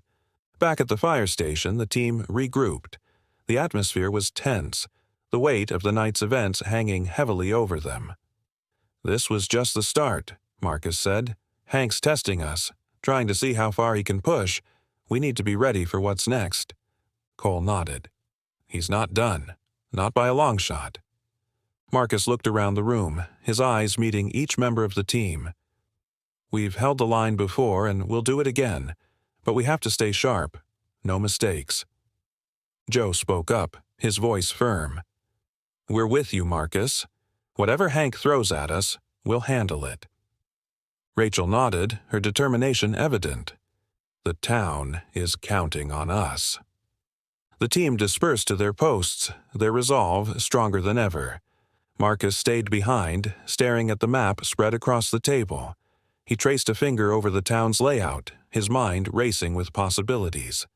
Hank's attack had shaken the town, but Marcus knew the battle was far from over. The night wasn't just about defense, it was about preparation for the storm that was still to come. The tension in the town had reached a boiling point.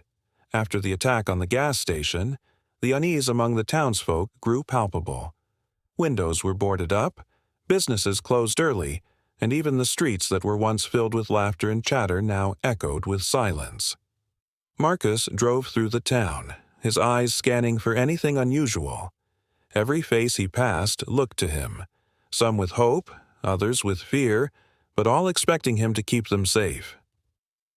At the fire station, Trevor and a few volunteers were fortifying the building further, stacking sandbags near the entrances and reinforcing the windows with plywood. Marcus stepped out of his truck, his boots crunching against the gravel. Trevor looked up, sweat dripping from his brow. We're running out of supplies, Trevor said, wiping his hands on his jeans. People are getting nervous, Marcus. They have every right to be, Marcus replied. He placed a hand on Trevor's shoulder. You're doing good work here. Keep everyone focused. Trevor nodded, though his worry was evident. You think Hank's planning something bigger? Marcus's gaze hardened. I don't think. I know. And we need to be ready when it comes.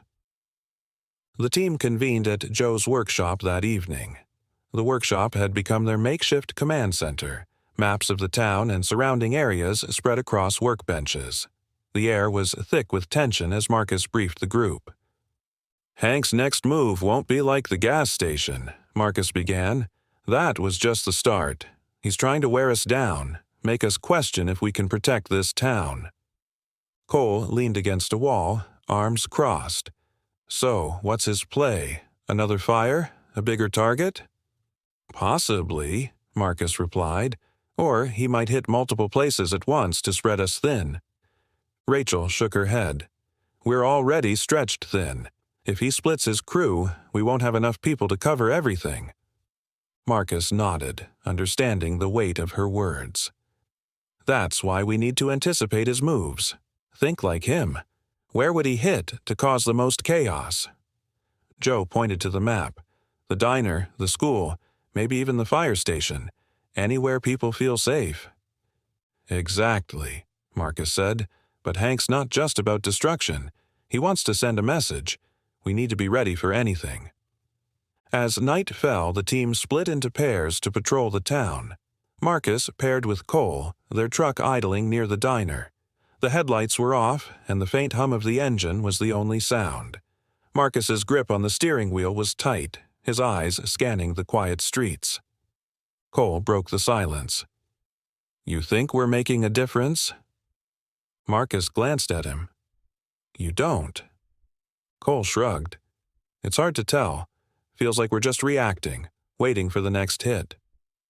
We are making a difference, Marcus said firmly. If we weren't, Hank wouldn't be trying this hard to break us. Remember that? Cole nodded, though his expression remained pensive. The radio crackled, breaking the tension. Rachel's voice came through. We've got movement near the old mill. 2 vehicles heading east. Marcus grabbed the radio. Stay on them, but don't engage. Cole and I are on our way. The drive to the mill was tense. Marcus's mind raced with possibilities. Was this a diversion? A trap? He couldn't afford to let his guard down. As they approached the mill, the faint glow of headlights came into view. 2 trucks were parked near the entrance, their engines idling. Marcus and Cole moved carefully, using the darkness as cover. They crouched behind a stack of barrels, their eyes fixed on the trucks. 4 men stood nearby, their voices low but audible. "Boss says we hit the diner next," one of them said. "Make sure they know we're not playing around." Cole glanced at Marcus, his jaw tightening. Marcus signaled for him to stay put as he moved closer. He needed to hear more. "What about the school?" another man asked. "Not yet," the first man replied. "We scare them first, make them think nowhere's safe." Marcus clenched his fists. They weren't just targeting the town. They were trying to break its spirit. The sound of a snapping twig shattered the moment. One of the men turned sharply, his eyes scanning the darkness. "Who's there?" he barked, drawing a pistol. Marcus froze, his heart pounding. Cole, seeing the danger, made a quick decision. He stepped out of cover, his hands raised. "Easy," Cole said. "I'm unarmed." The men turned their weapons on him, their expressions wary. "Who the hell are you?" "Just a guy passing through," Cole said, his tone calm. "Saw the trucks. Thought maybe I could hitch a ride." The men exchanged glances, suspicion clear in their eyes. Marcus took the opportunity to move closer, his weapon drawn. With precise timing, he stepped into the open, his gun trained on the group. "Drop it," Marcus commanded, his voice cold and steady. The men hesitated, their surprise evident. One of them made a move for his gun, but Marcus fired a warning shot into the ground. "I said, drop it." Weapons clattered to the ground as the men raised their hands. Marcus motioned for Cole to secure them, his eyes never leaving the group. Back at the fire station, the team interrogated the captured men. They were tight-lipped at first, but Marcus's presence and tone left little room for defiance. Eventually, they revealed Hank's plan: simultaneous attacks on the diner, the school, and the fire station. "He wants chaos," one of the men admitted. "He wants you to lose control." Marcus's jaw tightened. "Not happening." The team spent the rest of the night preparing for the attacks. Patrols were doubled, and the town was put on high alert. Marcus knew the coming hours would test them like never before. Hank had pushed them to the breaking point, but Marcus was determined not to let the town fall. The dawn broke with an unsettling stillness. Marcus stood in the fire station, surrounded by his team, the tension thick enough to cut with a knife. The captured men had been relocated to a secure holding area, but their confession from the night before lingered in everyone's mind. Simultaneous attacks, chaos, and fear. Hank's playbook was clear, and Marcus knew they had no room for error. "All right," Marcus began, his voice steady despite the weight of the moment. "We know what Hank's planning. 3 targets, the diner, the school, and this fire station. He wants to spread us thin, hit us where it hurts, but we're not going to let that happen." Rachel, seated with a notebook in her hand, nodded. "What's the plan?" "We divide into teams," Marcus said. "Rachel and Joe, you'll cover the diner. Cole, you're with me here at the station. Trevor will handle communication and backup for both teams. If they make a move, we respond immediately. No hesitation." Cole crossed his arms. "What about the school? If they hit there, it'll be bad." Marcus's expression hardened. "We're leaving a volunteer group there for now, but the school is locked down and empty. It's bait. If they go for it, we'll converge. They won't expect us to be ready." The team nodded, their resolve evident. They dispersed to their posts, the weight of the plan resting heavily on their shoulders. Marcus took a deep breath. This was the moment they had prepared for. Now, it was time to act. The fire station was eerily quiet as the sun rose higher. Marcus stood by the reinforced windows, scanning the streets for any sign of movement. Cole was nearby, adjusting the radios and double-checking their equipment. The tension was unbearable, but Marcus's focus never wavered. The first report came in just before noon. Rachel's voice crackled over the radio. "2 vehicles approaching the diner from the south side. We've got eyes on them. 4 men total." "Understood," Marcus replied. "Hold position. Don't engage unless necessary." Minutes later, another report came through. this time from the volunteer group near the school. "We've got movement here too. 3 men on foot, circling the building." Marcus's jaw tightened. "Stay hidden. Monitor them. Report if they escalate." Cole looked at Marcus, his concern evident. "This is it, isn't it? They're making their move." Marcus nodded. "Stay sharp. They'll come here next." The attacks began almost simultaneously. At the diner, Rachel and Joe were forced into action when the men tried to break down the back door. Joe tackled one to the ground while Rachel disarmed another, their movements precise and practiced. The chaos drew attention, but the pair quickly subdued the attackers, leaving them tied up near the alley. At the school, the volunteers followed Marcus's orders, staying hidden and observing. The men attempted to breach a locked side door, but when they couldn't gain access, they set fire to a dumpster nearby. The volunteers called for backup as the smoke began to rise. Back at the fire station, Marcus and Cole were ready when the attack came. A group of 6 bikers roared into view, their engines shattering the quiet morning. 2 dismounted, carrying crowbars and bats, while the others circled the building, whooping and jeering. "Here we go," Marcus muttered, grabbing his bat. Cole followed suit, positioning himself near the back entrance. The first biker tried to smash through the station's reinforced door, but the impact barely made a dent. Marcus moved swiftly, opening the door just enough to grab the man's weapon and yank him inside. The biker hit the ground hard, disoriented. Cole moved quickly to secure him as Marcus turned his attention back to the others. The bikers outside began throwing rocks at the windows, their taunts growing louder. One of them lit a Molotov cocktail, its flame casting an ominous glow as he prepared to throw it. "Not on my watch," Marcus growled. He stepped outside, his bat in hand. "Drop it," he shouted, his voice cutting through the commotion. The biker hesitated, but another yelled, "Get him!" and the group charged. Marcus met them head-on, his movements fluid and calculated. Cole joined him moments later, the two working in tandem to neutralize the threat. The fight was chaotic but brief. By the end of it, the bikers were either subdued or retreating, their plans thwarted. By the time the dust settled, the team reconvened at the fire station. Rachel and Joe arrived first, their expressions a mix of relief and exhaustion. "The diner's secure," Rachel reported. "We stopped them before they could do any real damage." Trevor, who had been monitoring the situation from a secure room, chimed in. "The volunteers at the school handled things well. The fire was contained quickly. No one was hurt." Marcus nodded, his shoulders relaxing slightly. "Good work, everyone. We sent a message today. Hank's crew thought they could break us, but we stood our ground." Joe looked around the room, his voice steady. "What's next?" Marcus's expression hardened. "We don't stop.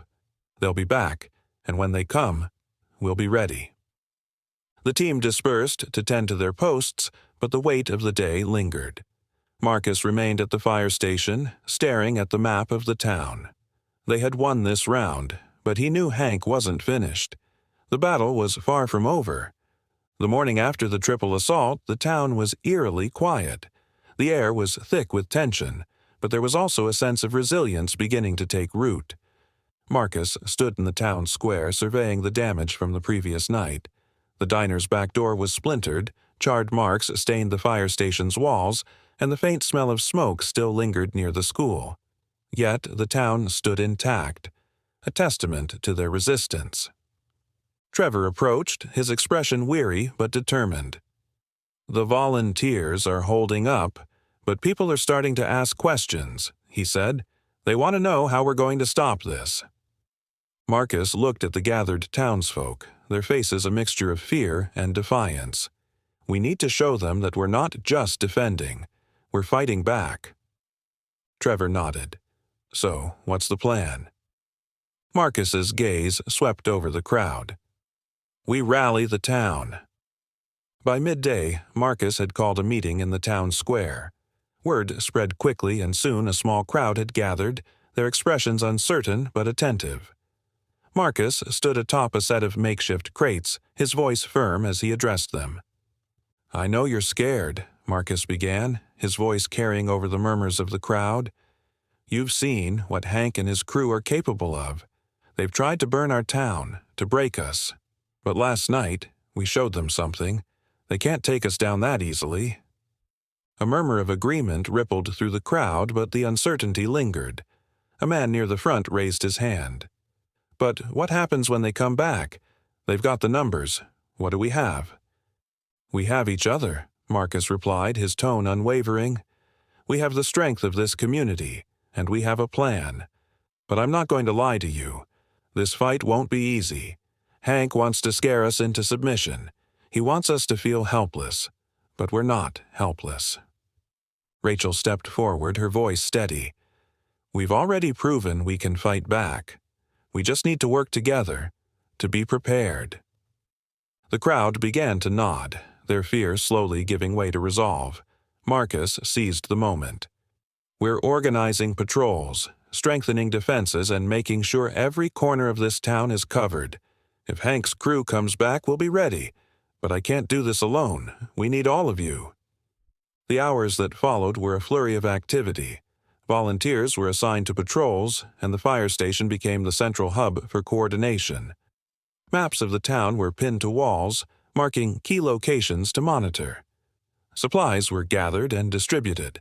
Flashlights, first aid kits, even makeshift weapons like bats and crowbars. Trevor took charge of organizing shifts, his natural leadership shining through. "We'll rotate every 6 hours," he said, addressing a group of volunteers. "Stay in pairs, keep your radios on, and report anything suspicious immediately." Rachel and Joe worked together to fortify vulnerable spots around town. At the school, they reinforced the perimeter with fences and sandbags. At the diner, they repaired the damaged door and installed additional locks. Every effort, no matter how small, added to the town's growing sense of security. As the sun began to set, Marcus gathered the team at the fire station for a final briefing. The room buzzed with nervous energy, but there was also a palpable sense of determination. "Tonight, we show Hank that this town won't back down," Marcus said, his voice steady. "We fortified our defenses and organized our patrols. We're ready. But remember, our goal isn't just to defend. It's to send a message. We're not just surviving. We're fighting back." Cole nodded, his expression resolute. "If they come, we'll make sure they regret it." Trevor raised his hand. "What if they hit us from multiple angles again?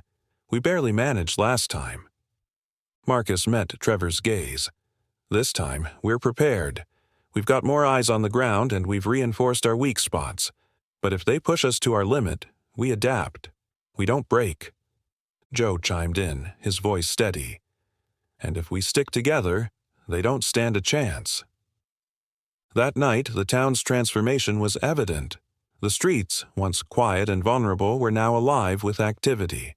Patrols moved through the neighborhoods, their flashlights cutting through the darkness. Radios buzzed with updates, and the fire station hummed with activity as volunteers manned the communication center. Marcus and Cole patrolled the northern sector, their truck moving slowly along the main road. The radio crackled intermittently, each update reinforcing the sense of readiness. "South side's clear," Rachel reported. "No movement near the school." "East side's quiet, too," Trevor added. Marcus glanced at Cole. "They'll come," he said. "They always do." Cole nodded. "And when they do, we'll be ready." Just past midnight, the first signs of trouble appeared. A patrol on the west side reported seeing 2 vehicles parked near an abandoned warehouse. Minutes later, another report came in. 3 men on foot near the diner, their movements deliberate. Marcus's radio buzzed to life. "We've got movement near the fire station," Trevor's voice came through, tense but controlled. 3 vehicles coming in fast." Marcus gripped the radio. "Everyone stay sharp. Remember the plan. Call for backup if needed." The town was ready, but so was Hank's crew. The battle for the town's future was about to begin. The air was electric with tension as Marcus stood outside the fire station, his gaze fixed on the distant headlights approaching through the darkness. The radio buzzed constantly with updates from the patrols, each report sharpening the team's focus. Hank's crew was on the move, and they weren't hiding their intentions. 3 vehicles roared into view, their engines echoing off the empty streets. "They're here," Trevor's voice came through the radio. "Looks like 6 to 8 men total." Marcus gripped the radio tightly. "Understood. Everyone stick to the plan. Stay sharp and don't engage until I give the signal." Cole stood beside Marcus, his bat resting against his shoulder. "You think they'll try to rush us?" Marcus's jaw tightened.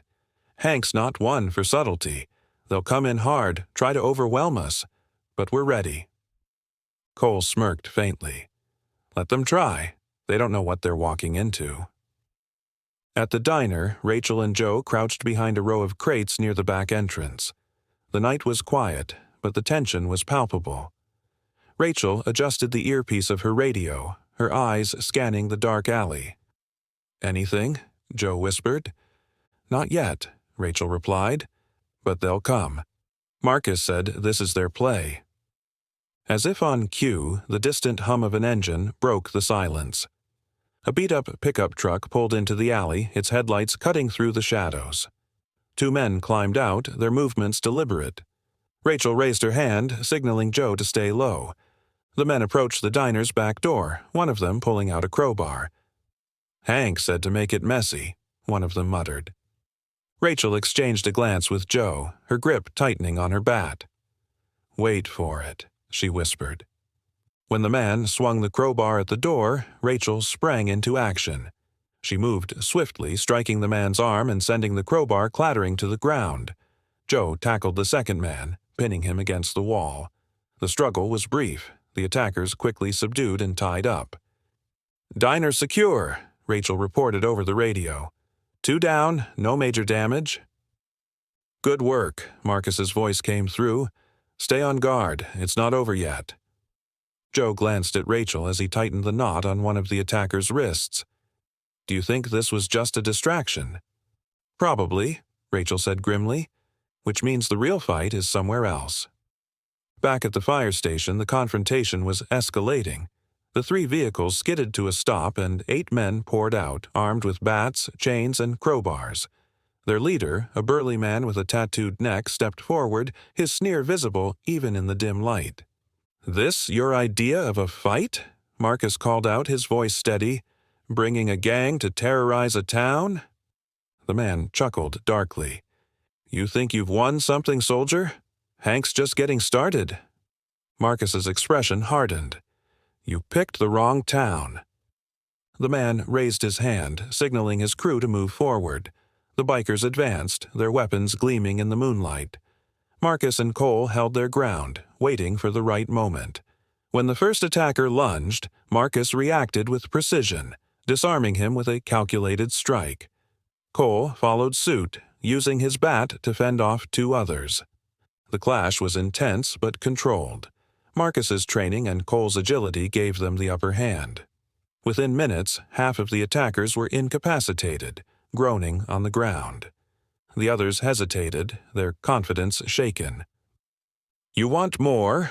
Marcus growled, his voice cutting through the chaos. The leader hesitated, then spat on the ground. "This isn't over."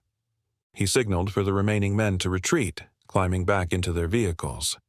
As the engines roared to life, Marcus and Cole watched them disappear into the night. "Station secure," Marcus reported over the radio.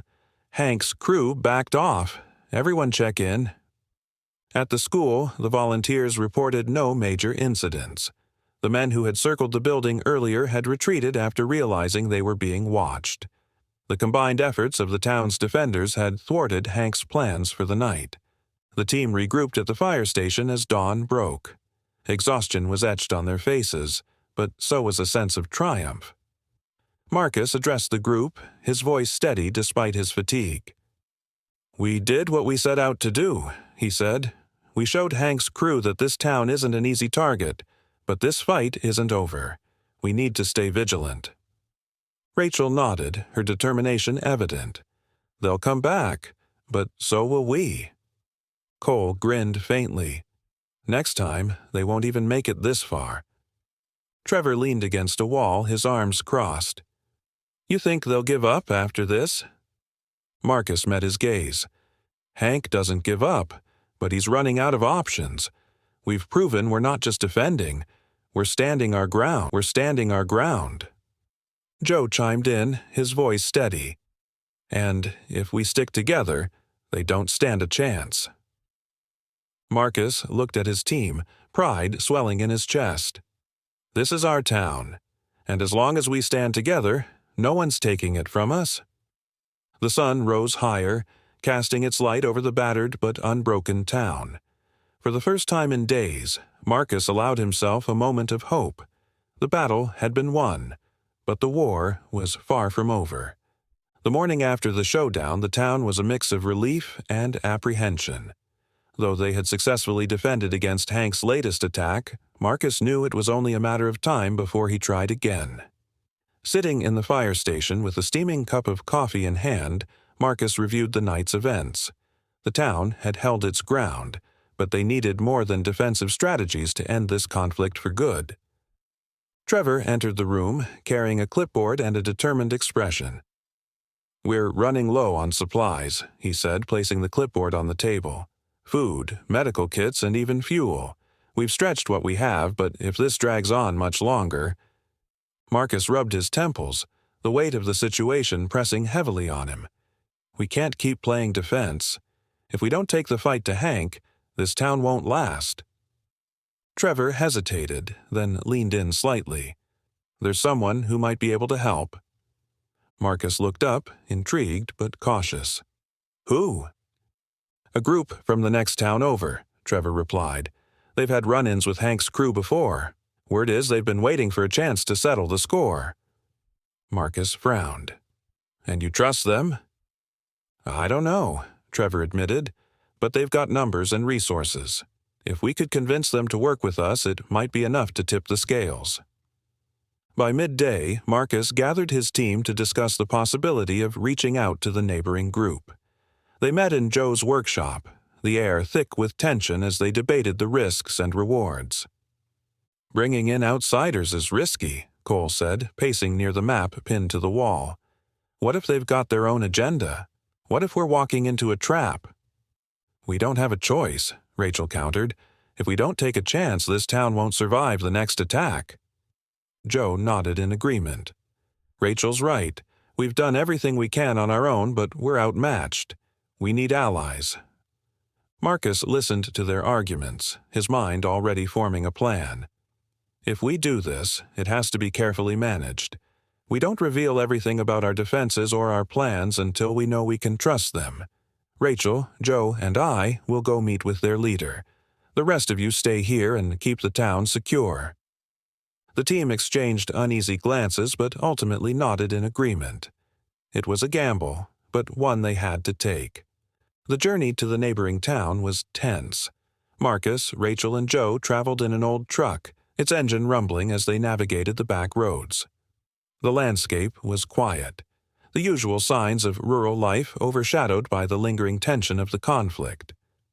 When they arrived, they were greeted by a group of armed men standing guard at the edge of the town.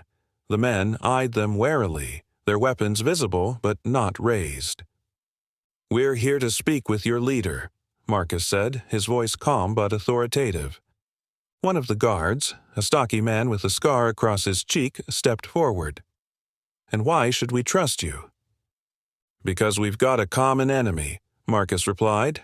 "Hank's crew has been tearing through this area, and we've been holding them back. If you've got the same problem, we might be able to help each other." The guard studied Marcus for a moment, then motioned for them to follow. "Come with me." The leader of the neighboring group was a woman named Elena, her presence commanding and her eyes sharp. She listened intently as Marcus laid out the situation, her expression unreadable. "We've been dealing with Hank's crew for years," Elena said finally. "They've hit our supply lines, taken our people, and burned our fields. We've been waiting for a chance to hit back." Marcus nodded. "Then you know what's at stake. We're willing to fight, but we need allies. If we work together, we can stop Hank for good." Elena leaned back in her chair, her gaze assessing. And how do I know this isn't a trap? That you're not leading us into something we can't walk away from? You don't, Marcus admitted, but I'm not asking for blind trust. Come see what we've built, meet my team, and decide for yourself. We've got nothing to hide. Elena's eyes narrowed, but there was a spark of consideration in her expression. All right, I'll come, but if I sense even a hint of betrayal, this deal is off. Understood, Marcus said. We'll leave at dawn.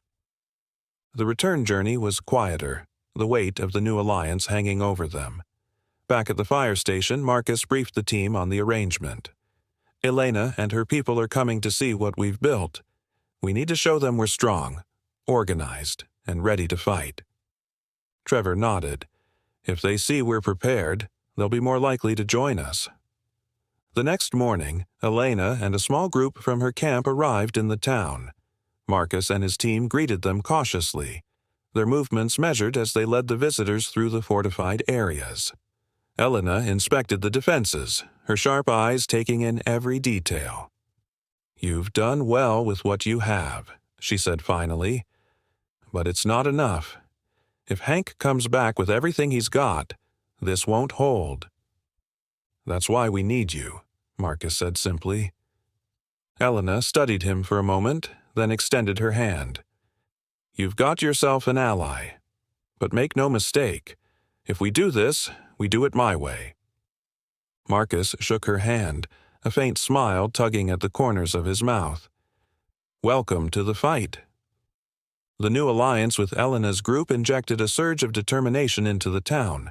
With their numbers nearly doubled and a fresh set of resources at their disposal, Marcus knew it was time to take the fight to Hank. No longer content with simply defending, the town and their new allies began crafting a strategy that would force Hank's crew onto the back foot. At the fire station, Marcus stood before a map pinned to the wall, a red marker in hand. Elena, Rachel, and Joe stood around him, their expressions focused. Trevor was stationed near the radio, ready to relay messages as needed. Cole leaned against a nearby table, arms crossed, his usual air of skepticism replaced with quiet resolve. We need to cut off their supply lines, Marcus began, drawing a line on the map. From what we know, Hank's crew relies on 3 main routes to move weapons and fuel. If we can disrupt these routes, we'll weaken their ability to mount large-scale attacks. Elena nodded. I've scouted some of these roads. They're lightly guarded, but they've got lookouts. If we hit them hard and fast, we can cripple their logistics before they know what's happening. Good, Marcus said, but we also need to draw Hank out. If we stay scattered, he'll keep picking at us. We need to force him into a decisive confrontation. Joe chimed in. And how do we do that? Hank's no fool. He won't walk into a trap unless he thinks it's worth the risk. That's where the bait comes in, Marcus replied, his expression grim. We set up a false target, something he can't resist. A shipment of supplies, maybe even a vulnerable outpost. Once he takes the bait, we hit him with everything we've got. The following days were spent preparing for the operation. Patrols were doubled, defenses were reinforced, and every able-bodied person in the town was assigned a role. Marcus worked closely with Elena to coordinate their movements, their combined experience proving invaluable. At the workshop, Rachel and Joe focused on building decoy crates to serve as bait for Hank's crew. The crates were filled with sandbags and scrap metal, designed to look like valuable supplies from a distance. Rachel wiped sweat from her brow as she stepped back to admire their work. These will do the trick, she said, her voice laced with determination. If Hank's as greedy as we think, he won't be able to resist. Joe nodded. Let's just hope our timing is right. We won't get a second chance at this. Meanwhile, Marcus and Elena worked on assembling strike teams for the operation. Each team was assigned a specific role. Some would secure the supply routes, while others would set the trap for Hank. The air was thick with tension as the 2 leaders went over the plan in detail. We'll need to move under cover of darkness, Marcus said, his finger tracing a route on the map. This road here, Route 19, is their main corridor for moving fuel. If we block it, they'll be forced to reroute through the southern pass. Elena nodded. And that's where we'll hit them. A quick, coordinated strike. No one gets away. Exactly, Marcus said. But we can't afford mistakes. Every move needs to be precise. Elena's sharp gaze met his. My people know what's at stake. We won't let you down. The night of the operation arrived swiftly. The town buzzed with quiet activity as teams moved into position. Marcus stood at the fire station, double-checking the radio frequencies and ensuring every team was accounted for. Trevor sat nearby, his hands flying over the communication console. Team Alpha, check in, Marcus said into the radio. Alpha here, Rachel's voice came through. In position at the west corridor. No movement yet. Team Bravo? Marcus continued. Bravo ready, came Cole's reply. Roadblocks are set. We're holding steady. Marcus turned to Elena, who stood nearby with her team. It's time. Let's move. The first strike occurred just after midnight. Team Alpha ambushed a convoy moving along the west corridor, disabling their vehicles and seizing their cargo. The bikers, caught off guard, scattered into the woods. Marcus listened intently as Rachel relayed the success of the operation over the radio. Convoy neutralized, Rachel reported. No casualties on our side. Cargo is secured. Good work, Marcus replied. Hold your position and wait for further instructions. Meanwhile, Team Bravo set their trap along the southern pass. Using the decoy crates, they created the illusion of an unguarded supply cache. Hidden in the surrounding terrain, Cole and his team waited silently as Hank's crew approached. They're taking the bait, Cole whispered into his radio. 4 bikers moving in. Marcus's voice came through. Wait until they're fully committed, then strike. The trap was sprung with precision. As the bikers began inspecting the decoy crates, Cole and his team emerged from the shadows, disarming them before they could react.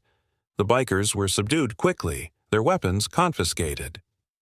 Back at the fire station, Marcus and Elena coordinated the final stages of the operation. With 2 of Hank's key routes disrupted and several of his men captured, the tide was beginning to turn. As dawn broke, the teams returned to the town, weary but victorious. Marcus gathered them in the square, his voice steady as he addressed the group. We took a big step tonight, he said. Hank's crew is on the ropes, but this fight isn't over. We've shown them what we're capable of, but now they'll come at us harder than ever. Stay sharp, stay united, and we'll finish this. The crowd nodded, their resolve unshaken. For the first time in weeks, the town felt a glimmer of hope. The quiet that followed the town's successful operation was short-lived. Hank's counterstrike came swiftly, like a thunderstorm brewing on the horizon. In the days after the ambushes, the town's defenders remained on high alert. They had dealt a significant blow to Hank's operations, but Marcus knew the retaliation would be brutal. Late one evening, as Marcus sat in the fire station reviewing patrol reports, the radio crackled to life. Trevor's voice came through, tense and urgent. Marcus, we've got a problem. Scouts report movement on the East Ridge, multiple vehicles heading straight for us. Marcus's heart sank, but his voice remained steady. How many? At least 10 vehicles, Trevor replied. Looks like they're armed to the teeth. Marcus grabbed the radio. Alert, everyone. This is it. Get them to their posts and prepare for an assault. The town erupted into activity. Volunteers scrambled to their assigned positions, reinforcing barricades and double-checking weapons. Marcus called an emergency meeting at the fire station, where Elena and the team gathered quickly. Hank's coming for us, Marcus said, his voice firm. We knew this was going to happen. He's bringing everything he's got, but so are we. Elena nodded, her expression sharp. We fortified the main roads, but they'll try to flank us. My team will hold the southern pass.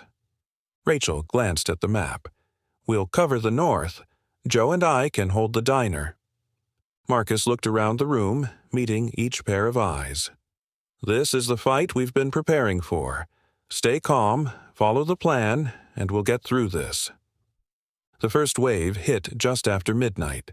The roar of engines shattered the night as Hank's crew stormed into town.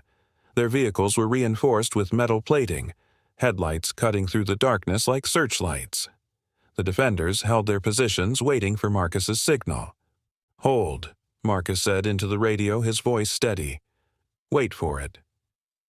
As the first vehicle crossed the barricades, Marcus gave the order. "Now!" A barrage of gunfire and projectiles erupted from the defenders' positions. The lead vehicle swerved, crashing into a ditch, and the bikers behind it scattered. The night became a cacophony of chaos. Engines roaring, metal clashing, and shouts echoing through the streets. At the southern pass, Elena's team held their ground fiercely.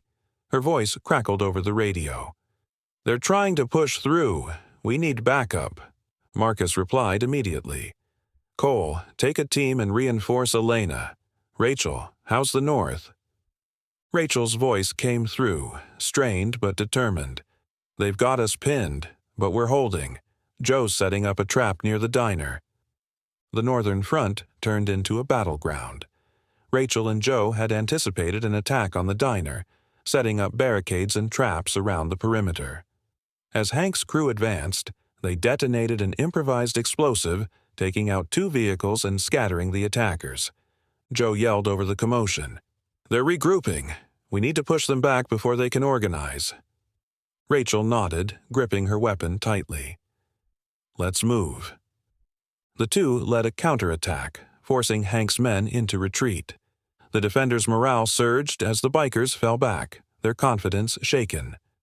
Meanwhile, Marcus coordinated the central defense from the fire station. Hank's crew had regrouped near the main square, their numbers dwindling but still dangerous. Marcus knew this was where Hank would make his stand. "He's here," Marcus muttered, scanning the horizon for any sign of Hank himself. "He's testing us, looking for a weakness." Trevor chimed in from his position. "They're spreading out, trying to flank us on the west." "Elena," Marcus called into the radio, "pull your team back to the center. We need to consolidate." "On it," Elena replied. "We'll hold the line." The turning point came when Hank himself appeared.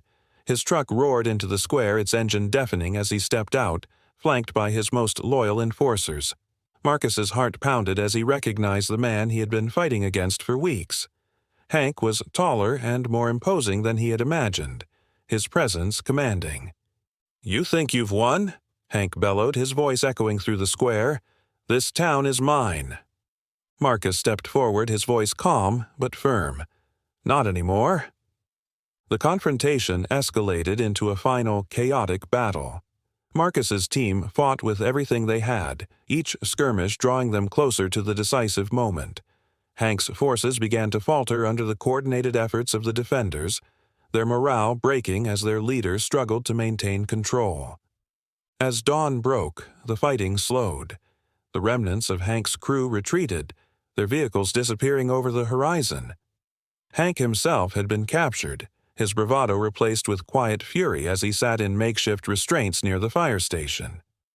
Marcus surveyed the battered but standing town, his chest rising and falling with exhaustion and relief. The defenders began to emerge from their positions, their faces a mixture of fatigue and triumph. "We did it," Rachel said, her voice barely above a whisper. Marcus nodded. "We held the line." Elena approached, her expression unreadable. "This isn't over. Hank's men will regroup, but they'll think twice before coming back here." Marcus met her gaze. "And if they do, we'll be ready." The team gathered in the square, their unity stronger than ever. For the first time in weeks, the town felt a sense of victory, a hard-fought, well-earned triumph that marked the beginning of the end.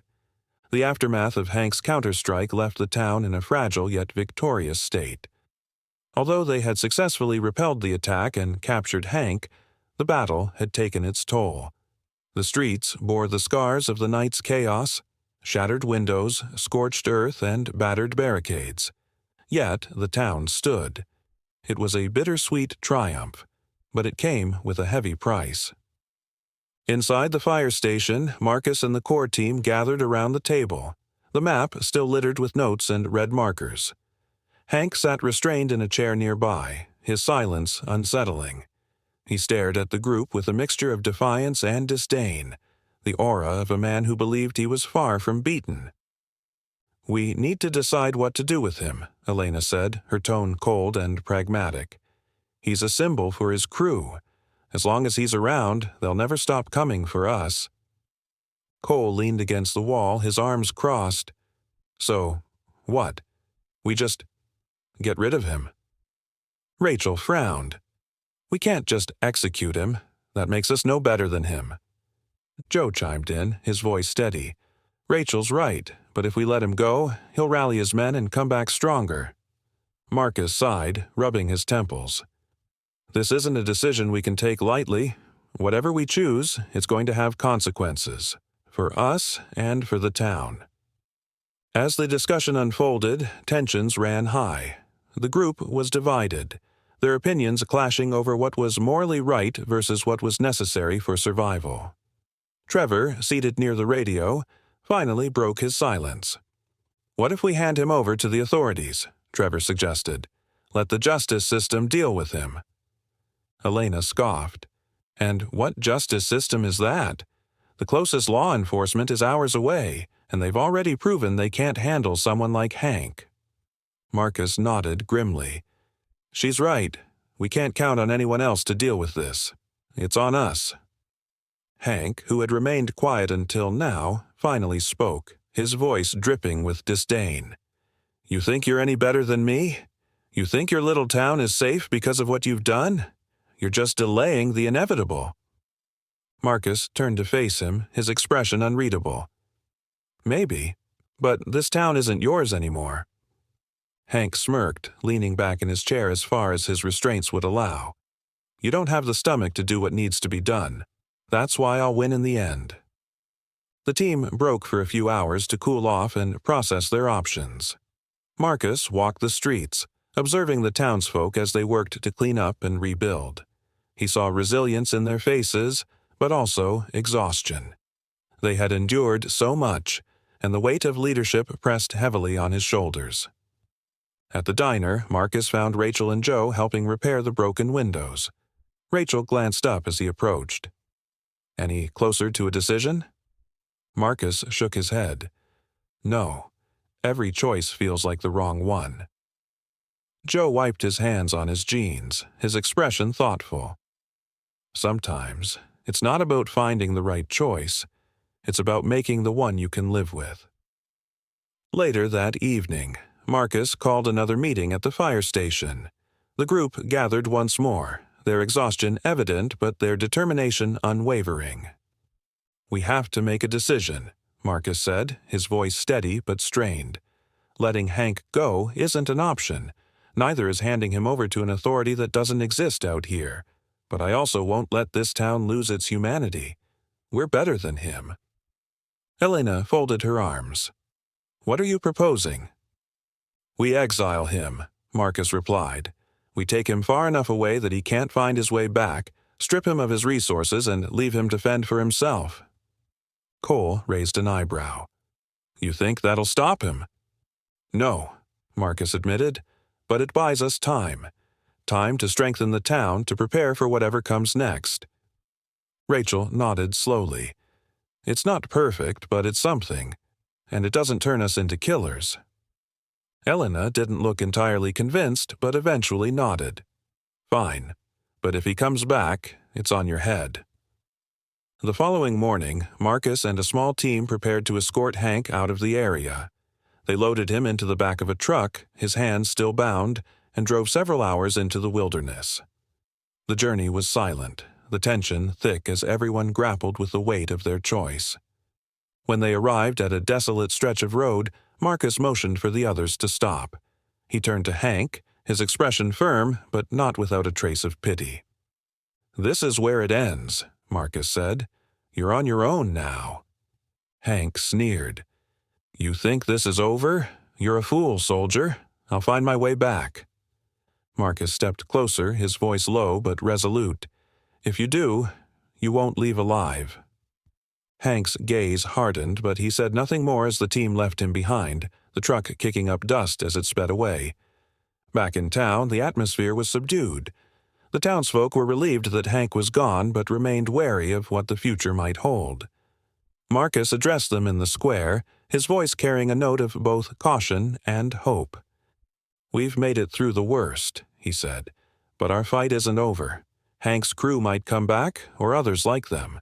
What matters is that we stand together, no matter what comes next." The crowd nodded, their unity strengthened by the trials they had faced. For now, the town was safe, but Marcus knew the decisions they had made, and the ones still to come, would shape their future. With Hank exiled and his immediate threat neutralized, the town faced a new challenge: rebuilding and establishing a structure that could prevent future chaos. Marcus and the core team recognized that their recent victory was not just about survival. It was about creating a foundation for lasting peace and security. At the fire station, Marcus gathered the group for a meeting. The room buzzed with quiet anticipation as the team settled into their seats. Maps, notes, and makeshift plans covered the walls, evidence of their weeks of struggle and strategy.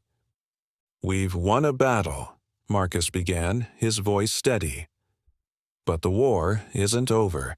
Hank's crew might be scattered, but they're not gone. And even if they never come back, we need to be ready for whoever or whatever comes next." Elena nodded, her expression sharp. "Agreed. If we don't establish order now, we'll be vulnerable. We need rules, structure, and leadership." Rachel leaned forward. "So, what are you proposing? Some kind of council?" Marcus glanced at her, his jaw tightening. "Something like that. A group of people responsible for making decisions, keeping the town secure, and ensuring we never fall into the chaos Hank brought here." Trevor chimed in. "And who decides who's on this council? We can't just appoint ourselves and expect everyone to follow." Joe nodded in agreement. "Trevor's right. If we want people to trust this, we need to involve the whole town." The idea of a town council took root quickly. Over the next few days, Marcus and the team worked tirelessly to refine the proposal. They drafted a framework for leadership, outlining roles and responsibilities. The council would consist of 5 members, each chosen by the townsfolk through an open vote. "This isn't about power," Marcus emphasized during one of the planning sessions. "It's about responsibility. The people on this council will represent the town, not themselves." Elena raised an eyebrow. "You think people will buy into this? After everything that's happened, trust is in short supply." Marcus met her gaze. "We give them a reason to trust us. Transparency, fairness, and results. That's the only way this works." To gain the townsfolk's support, Marcus and his team organized a town meeting in the square. Word spread quickly, and by evening a crowd had gathered. People of all ages stood together, their faces marked by exhaustion but also a flicker of hope. Marcus stepped forward, his presence commanding yet approachable. "We've been through hell," he began. "We fought to protect this town, to keep it safe. But now, it's time to build something stronger, something that will last." He outlined the council's purpose, explaining how it would operate and why it was necessary. The townsfolk listened intently, their murmurs growing louder as Marcus finished. One man in the crowd raised his hand. "How do we know this won't turn into another power grab? What's to stop this council from becoming the next Hank?" "That's a fair question," Marcus replied, "and the answer is accountability. The council will serve the town, and if they fail to do that, they can be removed. This isn't about control, it's about ensuring we never face a threat like Hank again." The crowd exchanged looks, their skepticism slowly giving way to agreement. A woman stepped forward, her voice clear and resolute. "If this is what it takes to keep our families safe, I'm in." With the townsfolk's approval, the election process began. Candidates were nominated from the community, and within days, the list of nominees was finalized.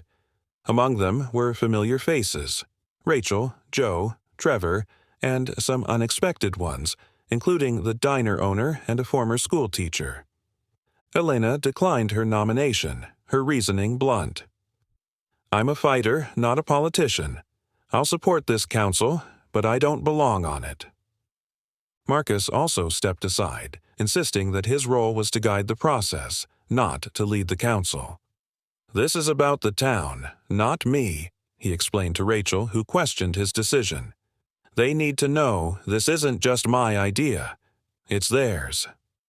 The election itself was a testament to the town's resilience. Despite the scars of their recent struggles, people came together to cast their votes. The atmosphere was tense but hopeful, a reflection of the town's determination to move forward. When the results were announced, the new council took their places on the makeshift stage in the square. Marcus stood nearby, watching as the crowd cheered and clapped. The council members looked nervous but resolute, their commitment to the town evident in their expressions. As the meeting concluded, Marcus addressed the town one last time. "This isn't the end of our journey. It's the beginning of a new chapter. We've proven we can stand together in the face of danger. Now, we need to prove we can build something lasting." The crowd erupted into applause, their unity stronger than ever. For the first time in weeks, Marcus felt a sense of peace. The town was no longer just surviving. It was rebuilding, growing, and forging a path forward. That night, as the town settled into a quiet calm, Marcus stood on the fire station's roof, gazing at the horizon. Elena joined him, her footsteps light but deliberate. "You did good today," she said, her voice softer than usual. "We all did," Marcus replied. "This town, it's stronger than I ever realized." Elena smirked. "Don't get too comfortable. There's always another fight around the corner." Marcus nodded, a faint smile tugging at his lips. "Maybe. But for now, we've earned this." The two stood in silence, the weight of their journey giving way to a rare moment of tranquility. The town, though battered, had found its footing. And for the first time, the future didn't feel so uncertain. The town awoke to a peaceful dawn, the first in what felt like a lifetime. The struggles they had endured, the battles fought, and the sacrifices made had brought them to this moment. A fragile peace built on resilience and unity. For Marcus, it was a morning of reflection. Standing on the fire station's rooftop, he watched as the townsfolk began their day, their movements purposeful but no longer frantic with fear.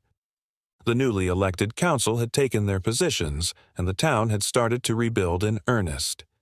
The streets that once bore the scars of battle now buzzed with activity. Windows were repaired, fences rebuilt, and gardens replanted. It wasn't just about fixing what was broken, it was about creating something better. As Marcus descended from the roof, Rachel met him at the station entrance. She held a clipboard in one hand and a steaming cup of coffee in the other. "Thought you might need this," she said, handing him the cup. "Thanks," Marcus replied, taking a sip. "What's on the agenda today?" "Supply inventory," Rachel said. "The council wants an update on what we have and what we'll need for the coming months. Trevor's already started on it." Marcus nodded. "Good. The more prepared we are, the better." Rachel hesitated, then added, "It feels different now, doesn't it? Like we're finally moving forward." "It does," Marcus agreed. "But we can't let our guard down. Peace is fragile." Later that day, the council held its first public meeting in the square. The townsfolk gathered to listen as the council members discussed plans for the future. Topics ranged from security and resource management to education and healthcare. It was a vision of a town that was no longer just surviving, but thriving. Trevor, who had been elected to the council, stood to address the crowd. His voice, once hesitant, now carried a confidence born from experience. "This town has faced more than its share of challenges," he began. "But we've shown that when we stand together, we're capable of anything. Today, we're laying the foundation for something that will last, a legacy of strength, resilience, and hope." The crowd erupted into applause, their cheers echoing through the square. Marcus watched from the sidelines, his chest swelling with pride. He had chosen to remain in the background, allowing the council and the townsfolk to take center stage. This was their victory, and it was only fitting that they led the way forward. As the day progressed, Marcus found himself drawn to the outskirts of town. He walked along the road where they had exiled Hank, the memories of that decision weighing heavily on his mind. He knew it was the right choice, but the possibility of Hank's return lingered like a shadow. Elena joined him, her footsteps light on the gravel.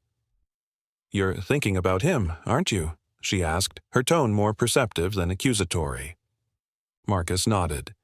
"He's still out there, and as long as he is, there's a part of me that can't fully relax." Elena shrugged. "Maybe, but he's not invincible. We proved that." Marcus turned to face her. "And if he comes back?" Elena smirked. "Then we show him we're still stronger." Her confidence was contagious, and Marcus found himself smiling despite the weight of his thoughts. "You ever think about staying here?" he asked. "This town could use someone like you." Elena's expression softened. "I've thought about it, but I'm not built for quiet places. My fight's out there, wherever people need it." Marcus nodded, understanding. "Well, wherever you go, this town owes you." "And you," Elena replied. "You gave them something to believe in." As the sun set, the town gathered for a communal dinner in the square. Tables were set up under strings of lights, and the air was filled with the hum of conversation and laughter. It was a celebration not just of survival, but of the community they had built together. Marcus sat with Rachel, Joe, and Trevor, the bonds they had formed over weeks of hardship now unbreakable. They shared stories of the battles they had fought, the risks they had taken, and the moments that had tested their resolve. It was a reminder of how far they had come and how much they had endured. As the evening wore on, Marcus stood to address the crowd. The chatter quieted, all eyes turning to him. "I'm not one for speeches," he began, drawing a ripple of laughter. "But I want to say this. What we've done here, it matters. We've proven that no matter how dark things get, we can find our way through. This town isn't just a place to live. It's a testament to what we're capable of when we stand together." The applause that followed was thunderous, a chorus of voices united in gratitude and determination. Marcus took his seat, the warmth of the moment filling him with a sense of fulfillment he hadn't felt in years. That night, as the town settled into a peaceful quiet, Marcus stood once again on the fire station's rooftop. The stars above seemed brighter, the air lighter. Rachel joined him, her presence a welcome comfort. "You did it," she said softly. "You gave this town a future." Marcus shook his head. "We did it.